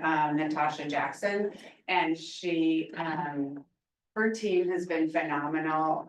We're actually gonna use a lot of their materials for our administrative retreat in August.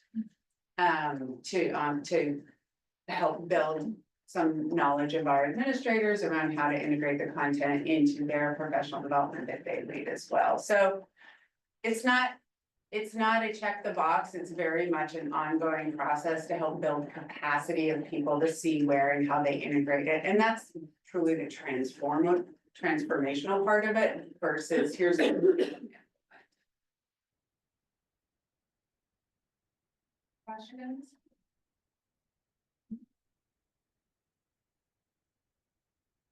Okay, great, thank you. Thank you. So now, go backwards and forwards. Yes, so. Well, let's do Well, number we've 9 got- first. We've got number 9, except that one didn't have a, was on I that. know. It's just pick your next agenda item. Yeah. Yeah, is there, can I have a dartboard? Tim said 9 first. That's right. Yeah. It's like a choose your adventure. Oh, Exactly. yeah. He's chosen 9. Dun, dun, dun. 7 check. Well, I think 9 will be really fast, Yeah. actually. Okay, So I'll read the description, if I may, okay. and then I'll do a brief explanation in terms of why we're back.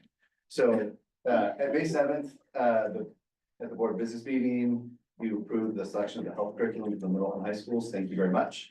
Following the meeting, the administration learned that the health curriculum materials currently being piloted by the schools need to be purchased directly from the publishers instead of through Northwest Textbook Depository. The administration has recommended that the board bring back a previously adopted motion for amendment. The recommended motion is included down below. So just a brief update. When we reached out to the publishers and said, hey, thank you, we'll be going with you, we'll be working with Northwest Text and we'll send you the check through them. They said, you can't do that because we sent the materials directly to you. So the only way to purchase everything from Northwest Text, if we box up everything that we have, pay the shipping cost to ship it back to the publisher, and then pay the shipping cost to ship it back to Northwest Text in order to get the materials back to us. So they said, or the other option is to pay us for the books you've already purchased. And then you can purchase the rest of the books and then the subscriptions through Northwest Text. And so the money doesn't change, The money it's doesn't- just the mechanism. The money does not change a bit. In fact, it's actually a little less expensive to go that way. Okay, The only thing that changes is the mechanism of who we're paying. We're paying the publishers of the books we currently have in our possession. We've got about 2/3 of the books physically on hand. We'll get the other third through Northwest Text. And then this, the online or the electronic part of the subscription is handled entirely through Northwest Tax, which is the bulk of the purchases. What's the benefit if there's no money changing? But you know what, it's just that the motion said to, So that they can't do it the more efficiently. The motion restricted us to Northwest Tax. Historically, we haven't identified in a motion for curriculum purchase who you're gonna purchase it from in the same way we do, like, if we're doing some other big contract. And Blake kind of brought that up and was like, well, why don't we say who we're buying it from? And so then we did, and now we're finding maybe they're. But it's mostly through Northwest Tax. so Well, just- and the curriculum initially was through, but it was through. It was the way we got it was different. It's So- still the same curriculum. For pilots, we always get the curriculum directly from the publisher. Yeah. Because oftentimes they'll waive the shipping costs, which is less expensive to go that direction through Northwest Tax, because we're testing or piloting the materials. And usually like for language arts or for math or science, it's a smaller pilot, and then doing Northwest Tax is much larger. Health is much smaller, so we almost have all the materials that we need. Because the pilot was simply so much smaller, because we only offer health one semester at grade 9 or 10, one semester grade 11 or 12, as opposed to every year, each year sort of thing. So it's just a much smaller curriculum purchase. So I am happy to make the recommended motion. It looks like the same thing is listed twice. Is that? Yeah, and I was just gonna ask Sarah, can you? So it is the same. Okay. I couldn't italicize it in the like recommended motion part to show where that change was, which is why I left it in the executive summary part. So either one of those you can read, it's the Okay. same either way. I was trying to compare really fast. And see if I missed anything. Okay, so I move to amend the previous motion on the purchase of curriculum approved by the board at its meeting, May 7th, 2025, to read as follows. I move to approve the selection of GW Publishers Comprehensive Health Skills for Middle School Curriculum and Human Kinetics Live Well Comprehensive High School Health Curriculum for a not to exceed amount of $244,255 through Northwest Textbook Depository and currently piloted materials directly from the publishers. Second. David, who got the second? David, Sean? So David. David. All right, so it's been moved by Holly, seconded by David, to amend the previous motion that was completed at the May 7th business meeting to add Northwest Textbook Depository and currently piloted materials directly from the publishers. There is no change to the cost that we originally approved. It's just a purchasing mechanism. I'm not gonna read the whole thing because Holly did such an amazing job. All those in favor signify by saying aye. Aye. Aye. Any opposed? All right, thank you, Dr. Collins. And, okay, so we've got through number 9. Now, are we up to number 10? Lucky number 10? There you go. Have I missed any? Okay. Senate Bill 3, otherwise known as financial literacy, right? Well, there's two parts. There's financial literacy and post-secondary pathways. Got it. So Okay. following the meeting back in April, we wanted to come back and update the board on implementation plan and implications of a waiver versus no waiver, so you can see what that looks like. So following the board meeting in April, we had a chance to go back and talk to our high school principals. We met twice, and then from that, created an implementation plan, both without a waiver, and then also thinking what would a waiver look like, just to compare the two back and forth and provide a little more specifics. So I'm just gonna work my way through the document. Chris, you said we can keep it about 2.5 minutes. I'll do my best. Okay. So I can talk fast. Up at the very top, just some information in terms of background. This is the work we've been doing so far. The meetings from May 29th down through April 23rd, those were day-long meetings, just looking at what would the curriculum look like for post-secondary pathways. The state only provides the standards, but it doesn't provide how to actually teach the standards, and there's no adopted content. So the team did phenomenal work getting together, looking through the standards, identifying what that course would look like. Work yet to do, we still need to identify the personal finance curriculum that we need to use. That will be in the fall, starting in 2025. We're already getting interest from publishers. The census materials that we'll be evaluating and looking at, kind of the same process that Carla just talked about with SEL, same sort of process, same sort of idea. So excited to start that process in the fall of 2025 and then finalize an implementation plan following what we're talking about today. So as you look at the table down below, it's going to be easiest to kind of read it across each of the lines as opposed to trying to read down through the columns. So when we went back and talked to the principals, the first question was thinking about what does it look like if we have to implement post-secondary pathways next year with our juniors, which would be the graduating class of 2027. There's really two options that we were debating or looking between. I'll start with option number one. As we met, in the previous meetings, looking at the curriculum and the content, we started off thinking that maybe, the advisory would be a great way to look at implementing the curriculum with limited impact on the schedule. The more we looked at it, the more to a person we decided, it's not gonna be a good use of our time for students. Tracking students and those sorts of things is gonna be a challenge. So option number one, if there's no waiver, would be to implement inside the master schedule, a class for our juniors as we've mapped out. And the implications are pretty drastic. What we would need to do as of this point is we need to go back and rebuild our master schedule. Because what we'll be doing is taking a half credit out of all of our 11th grade students' courses as they currently stand. Replacing that with the post-secondary pathways, either first or second semester. So we need to go back and rebuild the schedule. The FTE for that would come from Measure 98. So that FTE is currently allocated at this point towards freshman success courses. Right now, Gresham has their class at 259 graders in those courses. Those sections need to be collapsed and those ninth graders need to be reallocated to different classes. Barlow right now is a little slower on filling up their classes. Only 40 freshmen right now are in those classes with that FTE. But those classes would fill as they continue to build out their master schedule.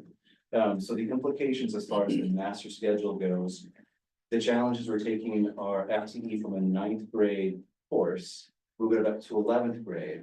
And so there's the challenge of, we have these 11th grade classes that now have fewer 11th graders in them because we're taking the post-secondary pathways. Some of them freshman students can take, but others they cannot. And so it will require a full rebuilding of the master schedule to make that work between now and August. And I just want to add that the freshmen at Gresham High School are forecasted into that. So it would, eliminating that gives them other elective options, but there aren't as many elective options for freshmen in general because the CTE courses are primarily built on sophomores, juniors, seniors, and so freshmen can't jump into a junior level CTE course, which are the majority of the electives. So it's a to Tim's point, it's a tricky balance in this moment in time. Yes.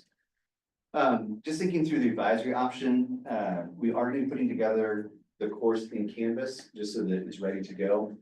Splitting it up to follow an advisory sort of 18-week model isn't the way the course was necessarily designed, although we can design it that way within Canvas. But to both Gresham and Barlow's staff, as they gave us feedback, their recommendation following kind of what Carl talked about with TSCL, advisory is not the place to really offer this curriculum. It'd be a check the box sort of opportunity as opposed to a legitimate an opportunity for kids to engage in the content. The other piece with it is trying to track the requirements of what we want students to cover becomes really challenging and problematic. And so that's where we are with implementation without a waiver. We would jump right away into rebuilding our master schedule and starting to do that work over the summer. Our counselors and admin will be the ones primarily responsible to do that.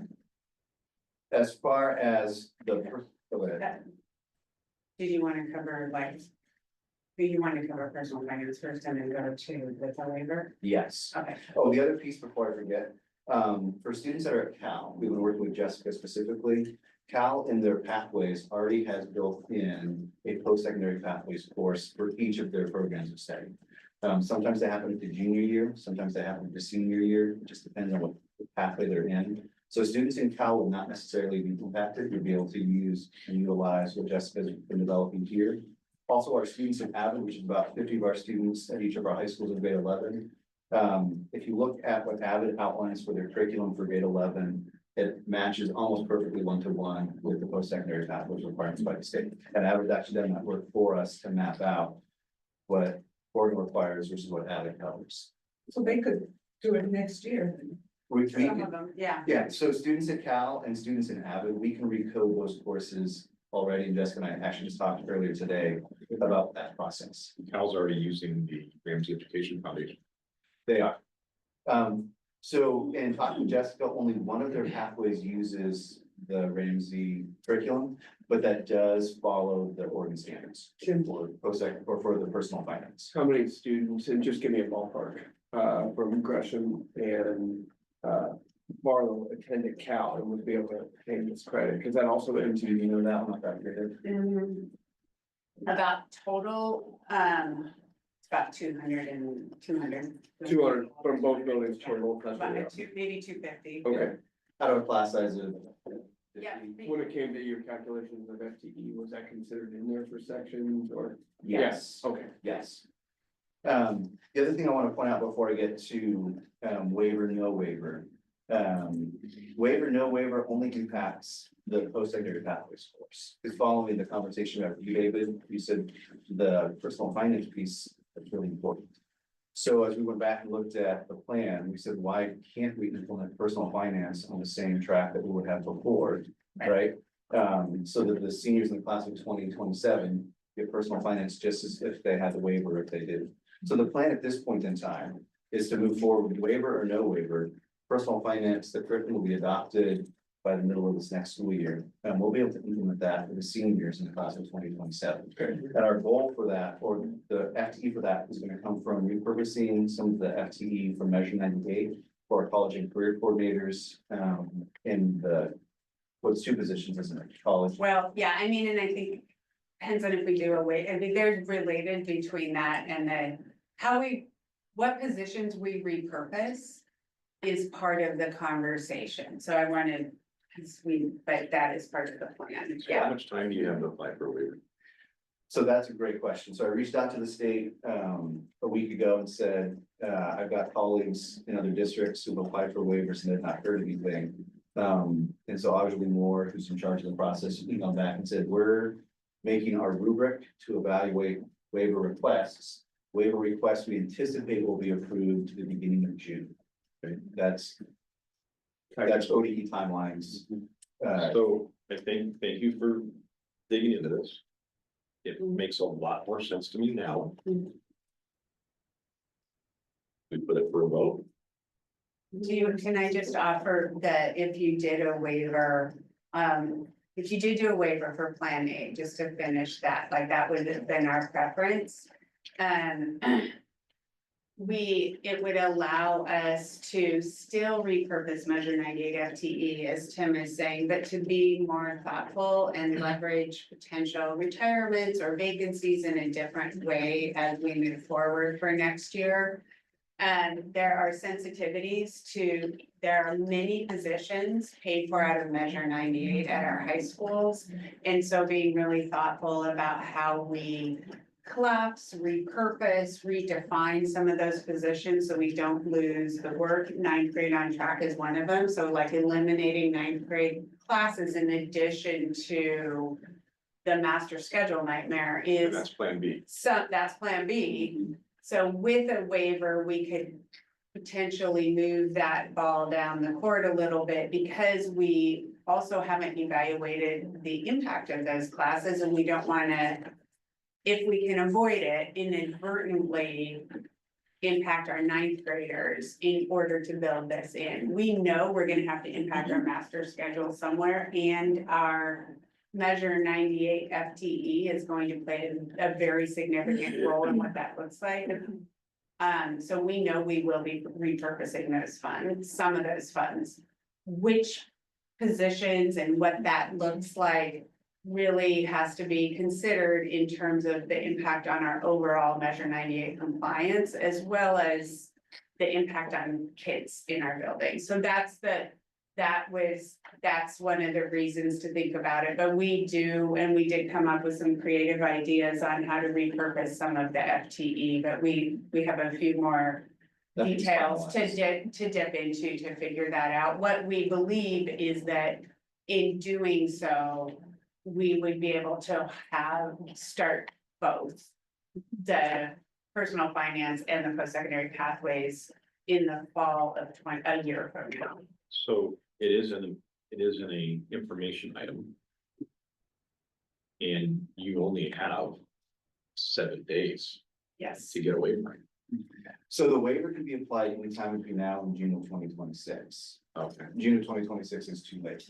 But we need the waiver if we don't want to have to blow up the master schedule because that work takes a lot of time, so we would want to get it in right away if we were going to avoid it for this And year. even if we applied for a waiver, there's no. There's no guarantee we'll get it. There's no Yeah. guarantee. So one of our conversations was today, like, we need a go date. Like, we Yeah. need to select a date where Go. regardless of what we've heard, we have to move forward because of the implications from the master schedule. With the hope that we can pressure ODE to get us a timely decision so that we can take more time to develop that pathways course, knowing that we've got the personal finances figured out. So if you get the waiver, Yes.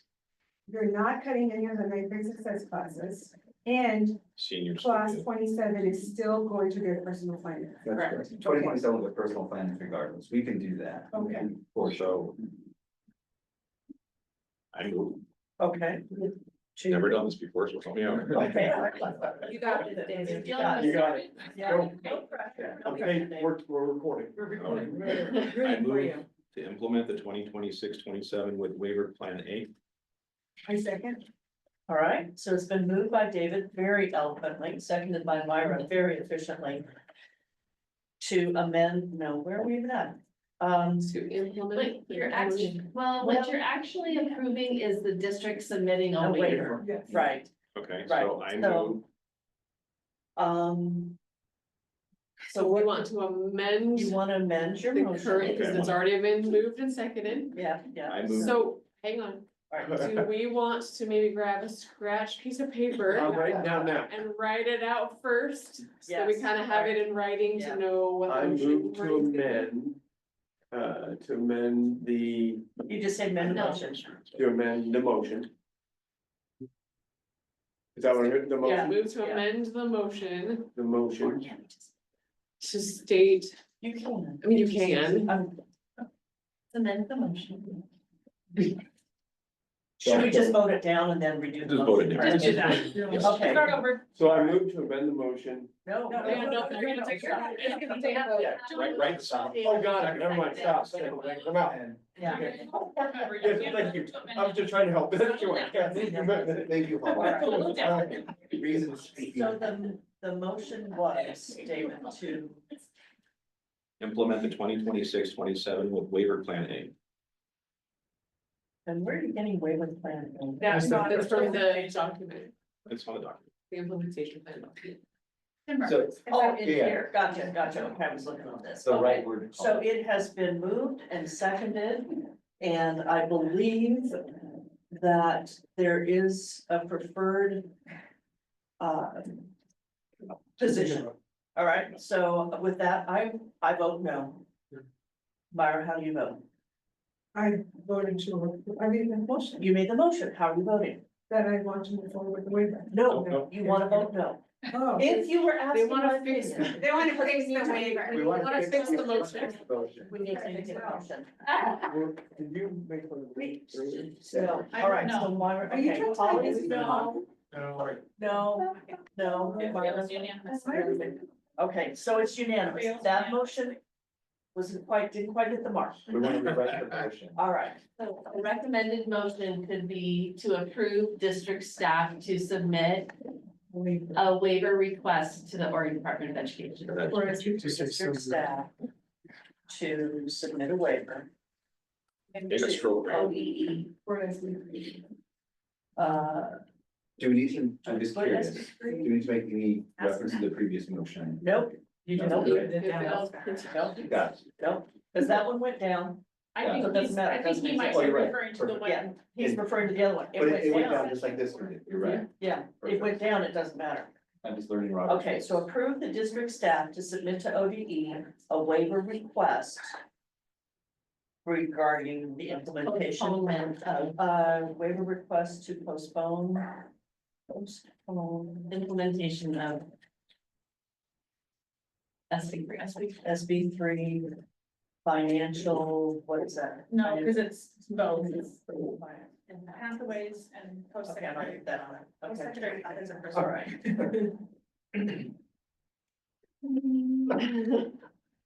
I move to approve the district staff to submit to ODE a waiver request postpone implementation of SB-3.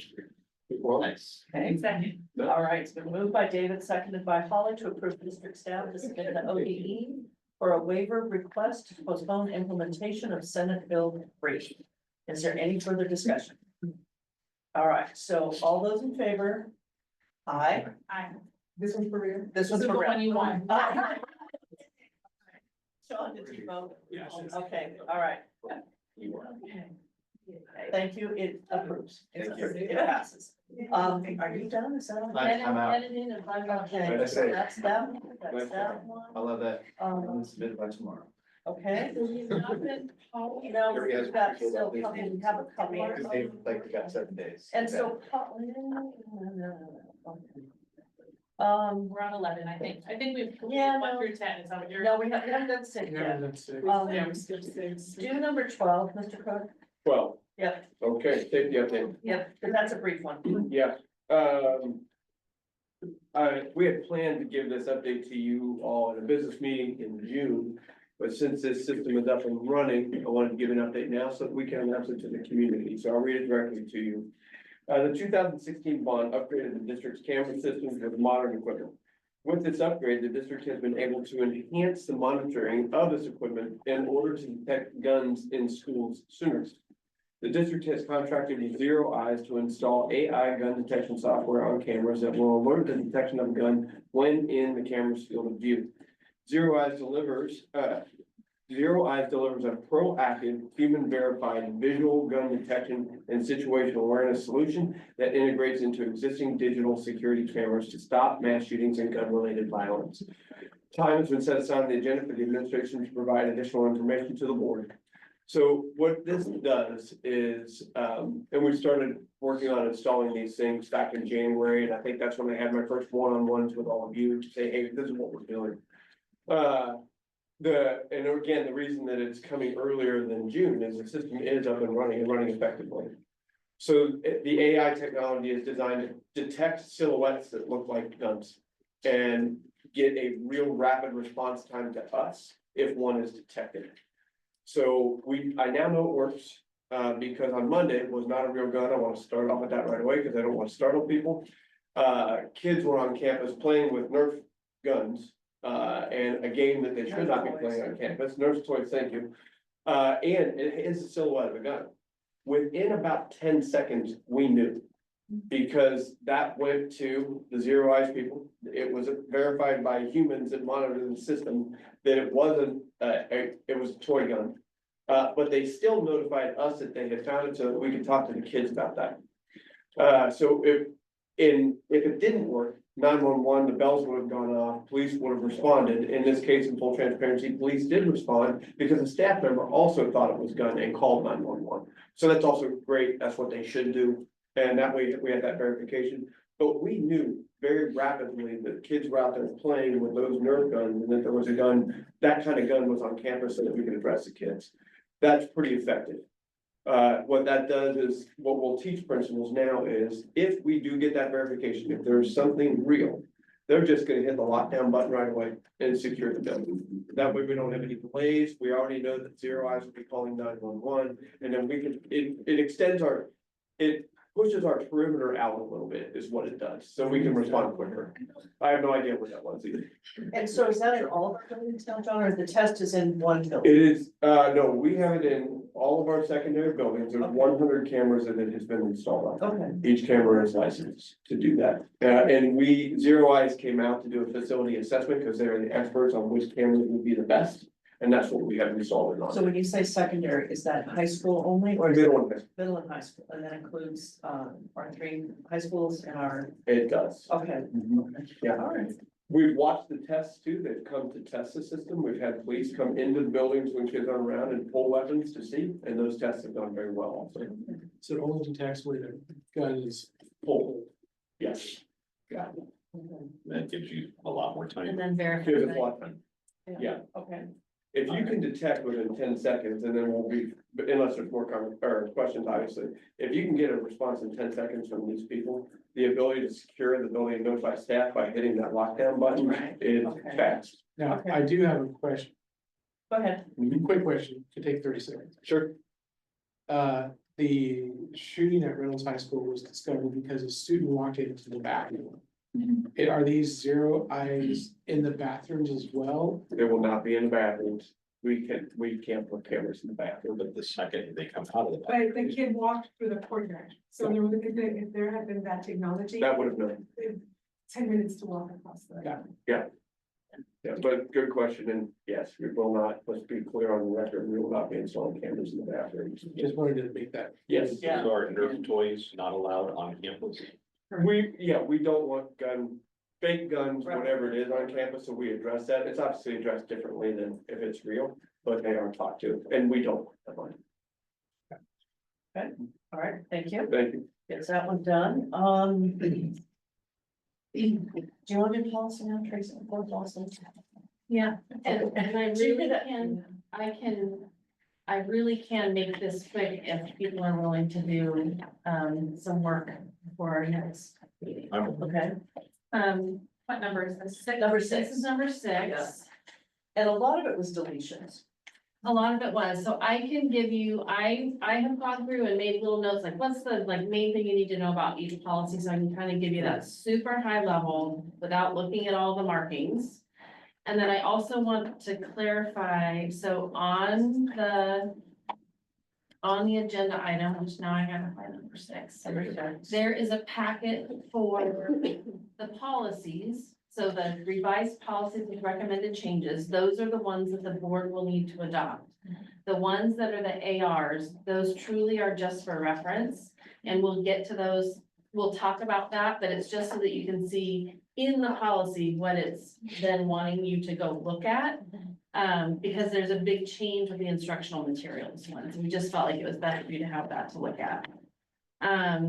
So I'm gonna go through these quickly. The bidding requirements and, Real fast, this is first reading. this is first reading, so then we That's not will. what I thought, but Yeah, Typically, it would then go to consent agenda in June unless there's questions in between, or you can pull one at that time if there's something that you need to dig into. So there is a delete policy and a replace policy for bidding requirements. That's something that we know that they've been doing. And as a part of the new bidding requirements policy, they embedded the personal services contracts language. So basically, DJC has DJCA language kind of embedded into it in terms of personal service contracts. So there's 3 pieces that are in your packet that all go together: a delete, a readopt, and another delete for those 3. Okay. The naming of new facilities policy is one for us to have. It's a separate agenda item that we could have some conversation about. I think it's agenda item. yeah, it's like a 13 or something. So that's on the list, but we'll come back to that. The staff HIV/AIDS, that one is deleted because of legislative changes. The instructional materials one. So the main changes here are they really took down. Instructional materials can be such a broad umbrella for all kinds of different things that are in schools. It can be library books that are in the real library. It can be books that a teacher has on a shelf in a classroom.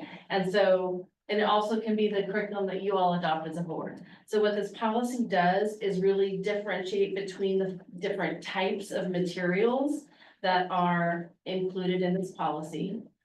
And then along with that, all of those ARs that I referenced share in a really much more clear way than it had before. If people have concerns or questions about those materials, it makes the process clear for what they do about that in terms of a reevaluation process that's either facilitated at the school level or the district level.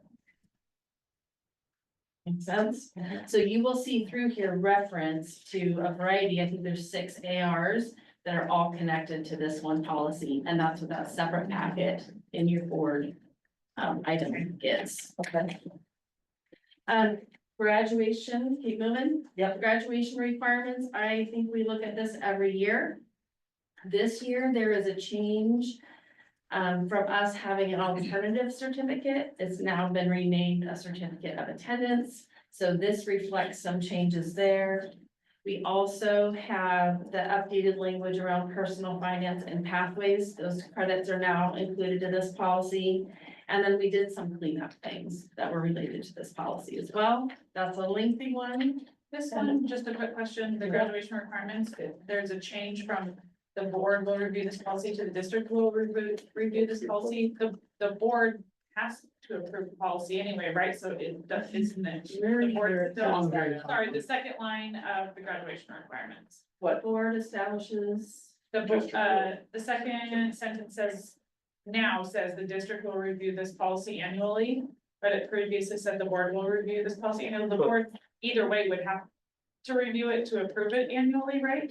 I think that's the thing, is that maybe we don't need to review it. Got it. annually. So the implication is the district will review it every year, and if there's changes, then it Then will we be. would- Because in the Okay. next sentence, the Okay. board establishes graduation requirement, Yeah. or requirements for the Okay. award. Got it. Thank So I think we're still included in the loop. I think that's Good. better. Thank Okay. you. Does it bring up, it was a quick question that we had, I don't know if this falls within there or where it falls, but the question came up about weighted GPA. And I don't know where that falls anywhere, but just keep an eye on that one. Let's figure out Yeah, So agreed. the surface is a question, but not as a part of our graduation. Yeah, so it somewhere goes. Yeah. Okay, You have that on the list. I do. okay, all right, Okay, I can put that on the future. perfect. okay. Okay, section 504 students, there's just a little bit of cleanup there, that was recommended. Compulsory attendance, I want to talk about just for a minute, because it lays out the policy of it, in and of itself is our current practice. It does reference that we may cite parents if their students are not attending enough. That is not a practice that we have been doing in this county for a number of years. But we can, technically we can, What do you mean by cite parents? like, you're gonna give a fine, have you go to court. If your kid's not going to school? Yeah. Yeah. I would have got one this year. What was that? I would have got one this year.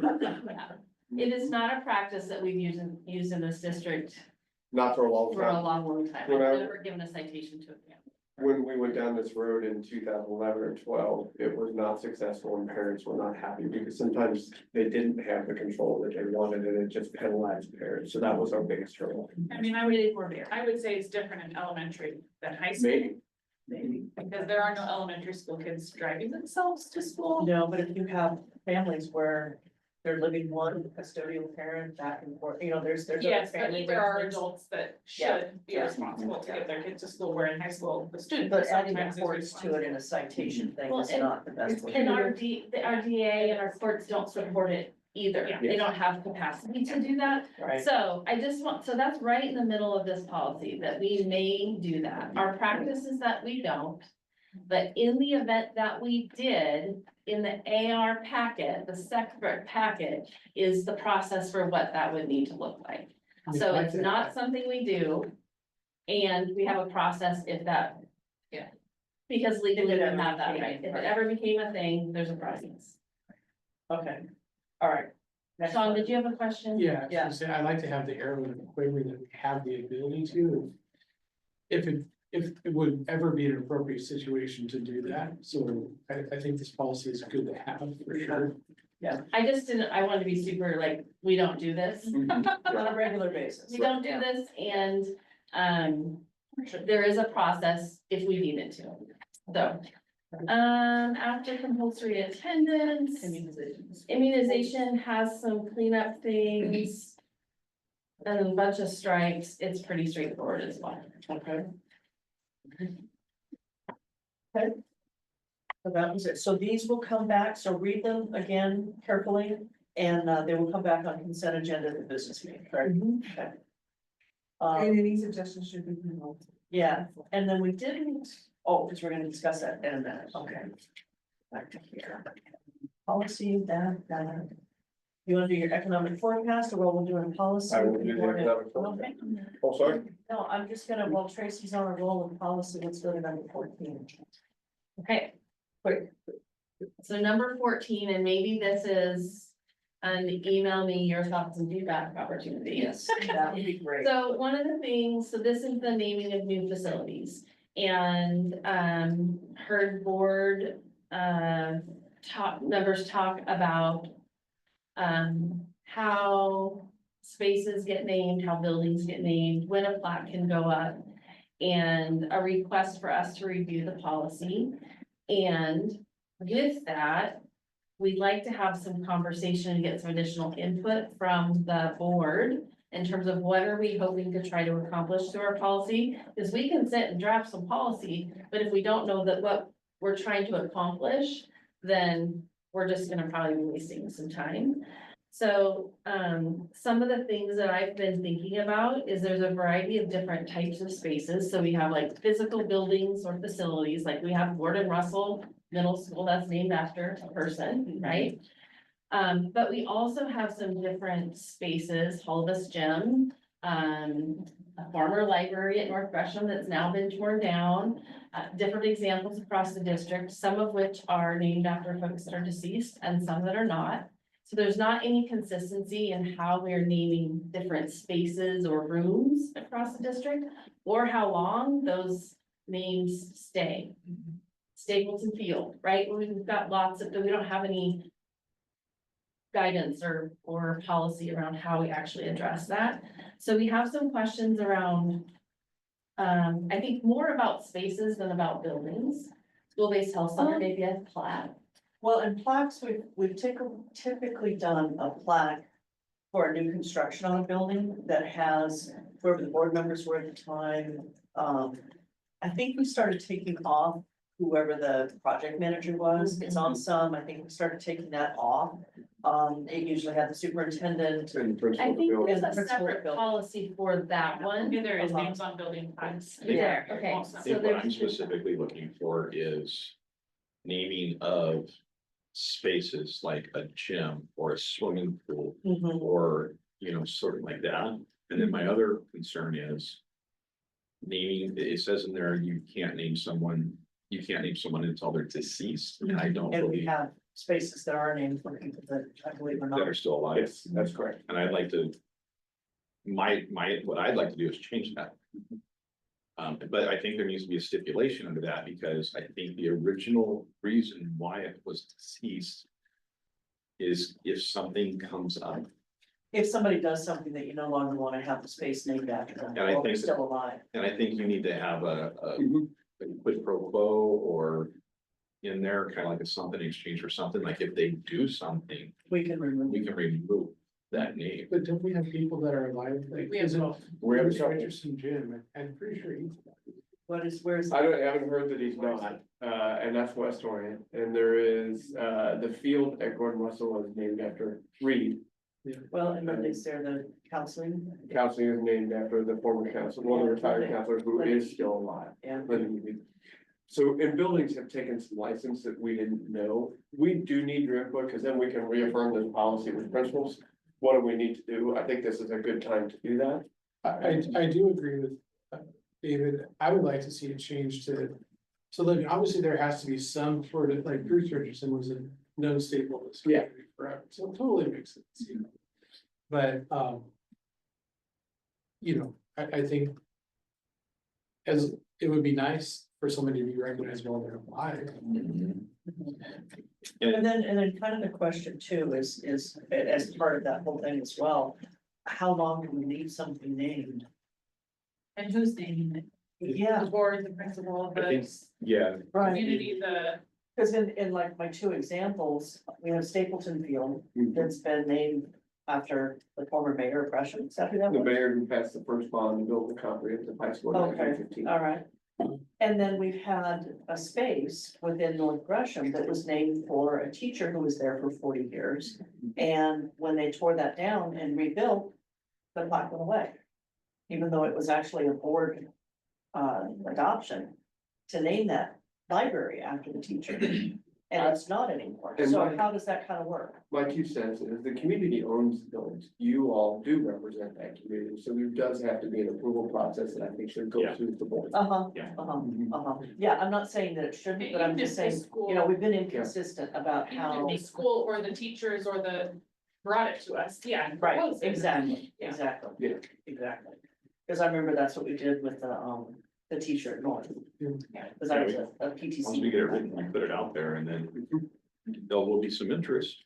Where are you all at on time? Like in terms of like, is it reevaluated every 5 years? Is it a decade? That's a hard one Is it a because forever? Right? it's a hard one because like, was it Stapletonville that was named in the 1950s and then who, It's named in 1915 or 16. 1915 or 16? Yeah, So on one end, if you asked a student today, if they know who Stapleton was and the story behind it, they probably don't know, they may, but you said, I didn't know. yeah, but then also, if this person puts such an impact in this community, maybe it's like, we need to know why.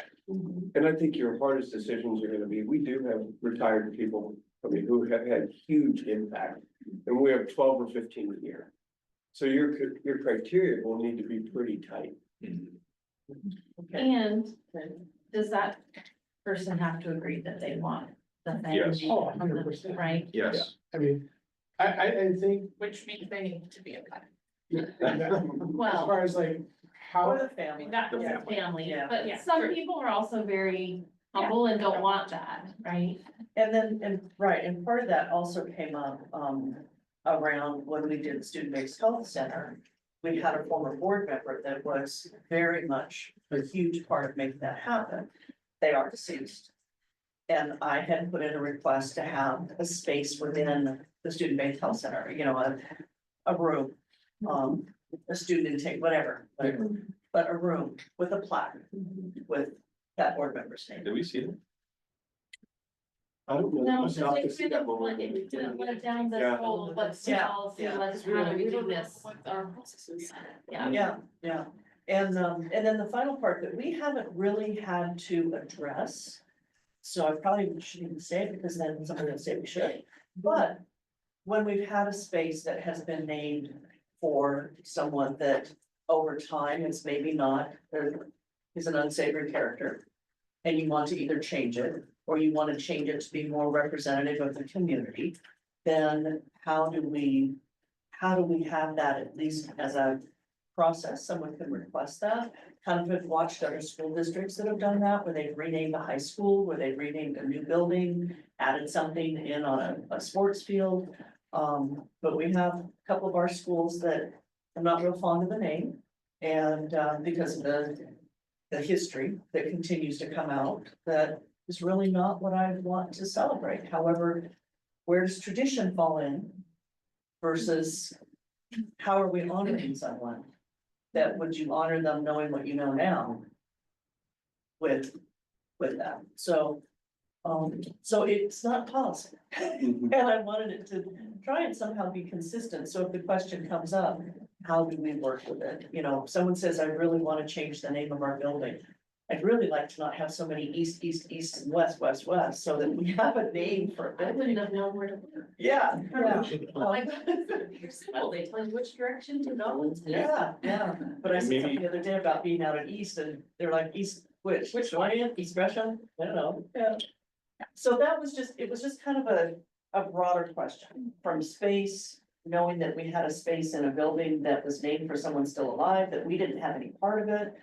Down to a space that got moved and wasn't renamed, down to Stapleton Field. How do we Well, I also collectively think- respond and respect namings of our facilities and buildings? I think two things. One, you should probably look at another district's policy also to give reference, maybe Okay. even two. Yeah. The other one is, in my mind, if a space is named and the building gets remodeled, there needs to be a procedure to either choose to rename, choose not to rename, or not rename, to choose to leave that name up there or choose not to leave that name up there. It's gonna get intricate. Oh, yeah.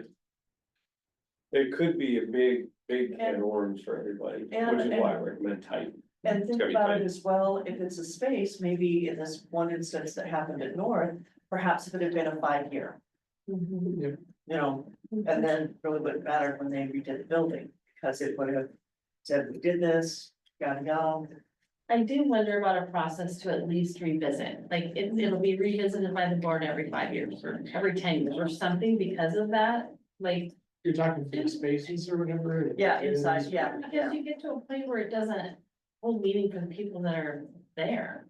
Right, well, and I would say the buildings that we have with names that might not be savory now. The people who are in those buildings, the students, don't know, yeah, And, it's, but on it's a, those, I'd like for them to know. I would like for them to know. If they don't know, then to me, that's a part of history they're not learning. Yeah. So that's kind of, but I would think at least revisiting space in, because it's easier to rename internal. yeah, I space. wonder if we're more really tight on naming of new facilities and more lenient on plaques, because to me, a plaque you could have a lot more of, right? There's one gym at each elementary school, there's one or two gyms at each middle school. I mean, those spaces run out really fast, potentially, right? Right. For options, but a plaque, there's something cool about like, you could hang plaques down the wall and it could tell the story and the history of that school. And this teacher was there for 40 years and then, oh, this teacher was here for these 40 years and then these, like, that could be a really cool history piece within our buildings that could stay for longer because it's obviously smaller and Yeah. you don't run out, you know. So do you want the policy committee then to kind of rework this a little bit and look at some of the other policies from other school districts and see? I can think of like 3 or 4 that I know that. Yeah, maybe you guys pull policies and then we think about this more than this moment, and then we bring it back to work session and you guys can share that, and then we can share thoughts about, Right, and Well, then because it's not an it'll take urgent, More than probably a month gonna. or two, it's probably gonna be a good It's year a process. project. yeah. So we're not under a timeline that this policy has to be updated, it's just we brought. This It was was just- of interest. And it's more, you know, I would like to have a space in the student-based health center, and I just started trying to figure out how do we do that? Yeah. We didn't have a policy on it. And I will say with the plaques, one of the things that I was saddened by, I think it maybe was when we remodeled, was in the district office, there used to be a plaque for all the teachers and educators that would have served for 20 years or more. And that's gone. And like when I was working here, that was my like, oh, maybe someday Someday. I'll be, because that's, I mean, that's a lot of time now. And Well, and we Somebody's did like- have quite a conversation when we rebuilt or added buildings during the bond.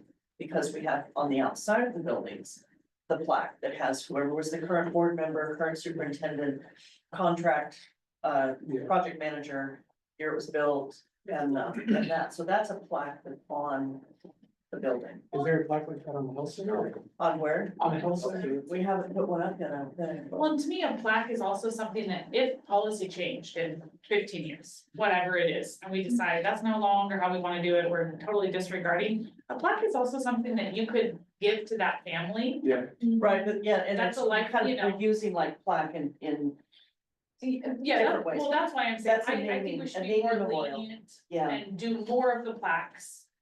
And Naming be memorials. tighter on okay. naming facilities. I'll throw a can of worms out there. Okay. We name the space. And then we have a plaque to tell the history of the thing. we could, It would be nice, and I think having a history in general, if you Yeah. do name something, like Staples you do, right, other things, whether you wanna change it or not. The fact that people don't know, Yeah. maybe they would wanna keep it if they knew that, maybe they wouldn't, but having a history out there. Yeah, I think it'd be great walking around the schools and everyone go. yeah, What happened yeah. here? Yeah. Well, and I guess what does naming it mean? That we just say it's named, or Well, like. is that a requirement that we Dedicated post to- something, Right. or we have a ceremony to dedicate, or do we? Cause when we did Hogan What is Seniors, name, you know? Springwater Trail, we had community engagement with that, we reviewed the history of Gresham, we reviewed the territory of the area. Did not wanna come up and use a name, we wanted to use a descriptor, but also not call it East, whatever. And that was how we came up with Hogan Cedars, because of the cedar tree, Springwater. The kids had a different idea, we did not go with that idea, and then across the street, the Graydon Sport Park, Yeah. not in summer, yeah, the complex. Do you know who that's named for? No. Mr. Green, it's named for Mr. Green. I mean, I Who would, was a I science could have teacher. guessed. Who was a graded. science teacher that I had in Barlow. Great. You know what else I would look at? Because they just changed the name on Logan View to Shane T. Bemis Park. I would So look at what this, now? Shane T. Bemis Park. Yeah. I would, You're at the last business in over by seminary. but I would look at the city's policy. Oh, I know. That's a good idea. Yeah, Okay. sorry, give you too much. That's okay, all right, so Let me we're know gonna what bring. districts. Yeah, okay. Okay, Thank you. that will help Thank get you. us started. Yes. TBD, work in progress. Yeah, Thank you. okay, all right, where are we at still? Economic forecast. Yeah, economic forecast, okay. What number is that We're again? nailing it, 11. 11. Okay. All right, we're at economic It's like a forecast. treasure hunt, go to number 12, knock on the door. So this update is really information for the board, like it says. The May forecast 14th, last Wednesday came out, it was 798 million short, or less than the March forecast. That has an impact on the discretionary money available to the state. What that means is there's a couple of significant things. They need to get back to the 11.36 billion that they proposed, that the governor and the legislature proposed. They need to come up with 170 million. COSA is confident that they're gonna be able to come up with that, so we're not gonna be in a position where we're getting less than what we thought we were, because that's what we budgeted on. The other things, and there are many of them, there's a couple of hundred bills that require financial support, such as high cost of disabilities and the percentage rate of students with disabilities that they fund. We're not gonna get that money, because it doesn't see it coming, we're gonna be where we are. And we were kind of hoping for that money, but didn't budget on it, because it would have helped us a bit. But right now, they just don't have the revenue to support it, and including those impacted by wildfire, a number of other bills are not gonna get funded because of that. There's a few other things still in ways and means, class size and some other things. Oh, no, class size is not in ways and means. There's another one that is escaping me now that may get some money, but I just don't see it at this point after having 2 meetings with COSA. So I want the board to know that right now, I think we are going to be at our budget, and we don't have to worry about budget committee piece. I don't think we're gonna get any additional revenues, and that's, COSA's pretty confident in that on just about anything. We still have that federal uncertainty going into August and September, hanging over our heads there too, that may change some things. So this is just your information. I'm open for questions if you have. All right, thank you. 13, looks like it's mostly information, right? Yeah. Okay. So there are some, draft dates. We're not gonna have anything with it tonight. Read those, look at it, be ready to discuss it June 4th at the meeting, and then adopt it on July 2nd, 2025. Okay. So heads up. I think we are down to future board agenda topics. Do we have anything on the spreadsheet that we have not addressed or looked at? Holly, you said you were adding something. She was gonna add the weighted grading. Yeah, Right, the way. weighted GPA. Yeah. Whenever that comes up, I'll get input from principals, so we have that when we talk about it. We don't weight our GPAs currently. Or did you So take like AP? if you take or high level AP, normally classes? that's a higher weight in a lot of other districts. So like students would finish high school with a 4.3 or 4.2 or something like that. Our cap is at 4.0 because their AP classes are. They're still the same age. as everything else. Yeah, Yeah, or dual credit or, yeah. Yeah. you know, So. yeah, so. And I it makes just a added the difference question, on I didn't college. know why right? we did that, and it does affect college application and financial aid.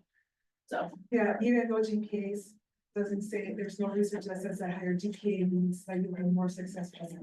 Right. right, Right. but your college admittance and your financial aid is dependent on it, and so my hope is that we just give our students Yeah. the most opportunity possible, and if there's no good reason that we're not waiting them, why not do that for them? Okay. All right, But I'll add it to the future. and I think we're closing in on the end of it. I think I don't have any other things that I looked at. Everything looks like it's circled off. So, we are at June 4th, 2025 is our budget hearing at 6:45. in the council chambers at the Public Safety and Schools Building. It's typically it's a 15-minute meeting. We go out, we open the budget hearing. If anybody wants to make any comments or requests to the budget. Because then in the regular board business meeting that follows at 7 p.m. on that same day, June 4th, we adopt the budget. And so it's one last opportunity for people to have comments. Typically that one, it doesn't change a whole lot. And I don't believe there's anything else. You guys have information, John and Tracy, on anything that we need to follow up with Angela? I don't believe we do. We are counting down to folks leaving, and so we will be having celebration at the business meeting. There will be treats, there will be tears, there will be stuff. Is that your last meeting tonight? Oh, that's. Yeah. Oh, I thought you were saying. So that will be an opportunity Mine as is well mine. that we have to well wish people on their way. So with that, thank you very much for your time this evening. It was a little bit of an emotional meeting tonight. I appreciate your questions and comments and engagement. And with that, we are adjourned. Thank you.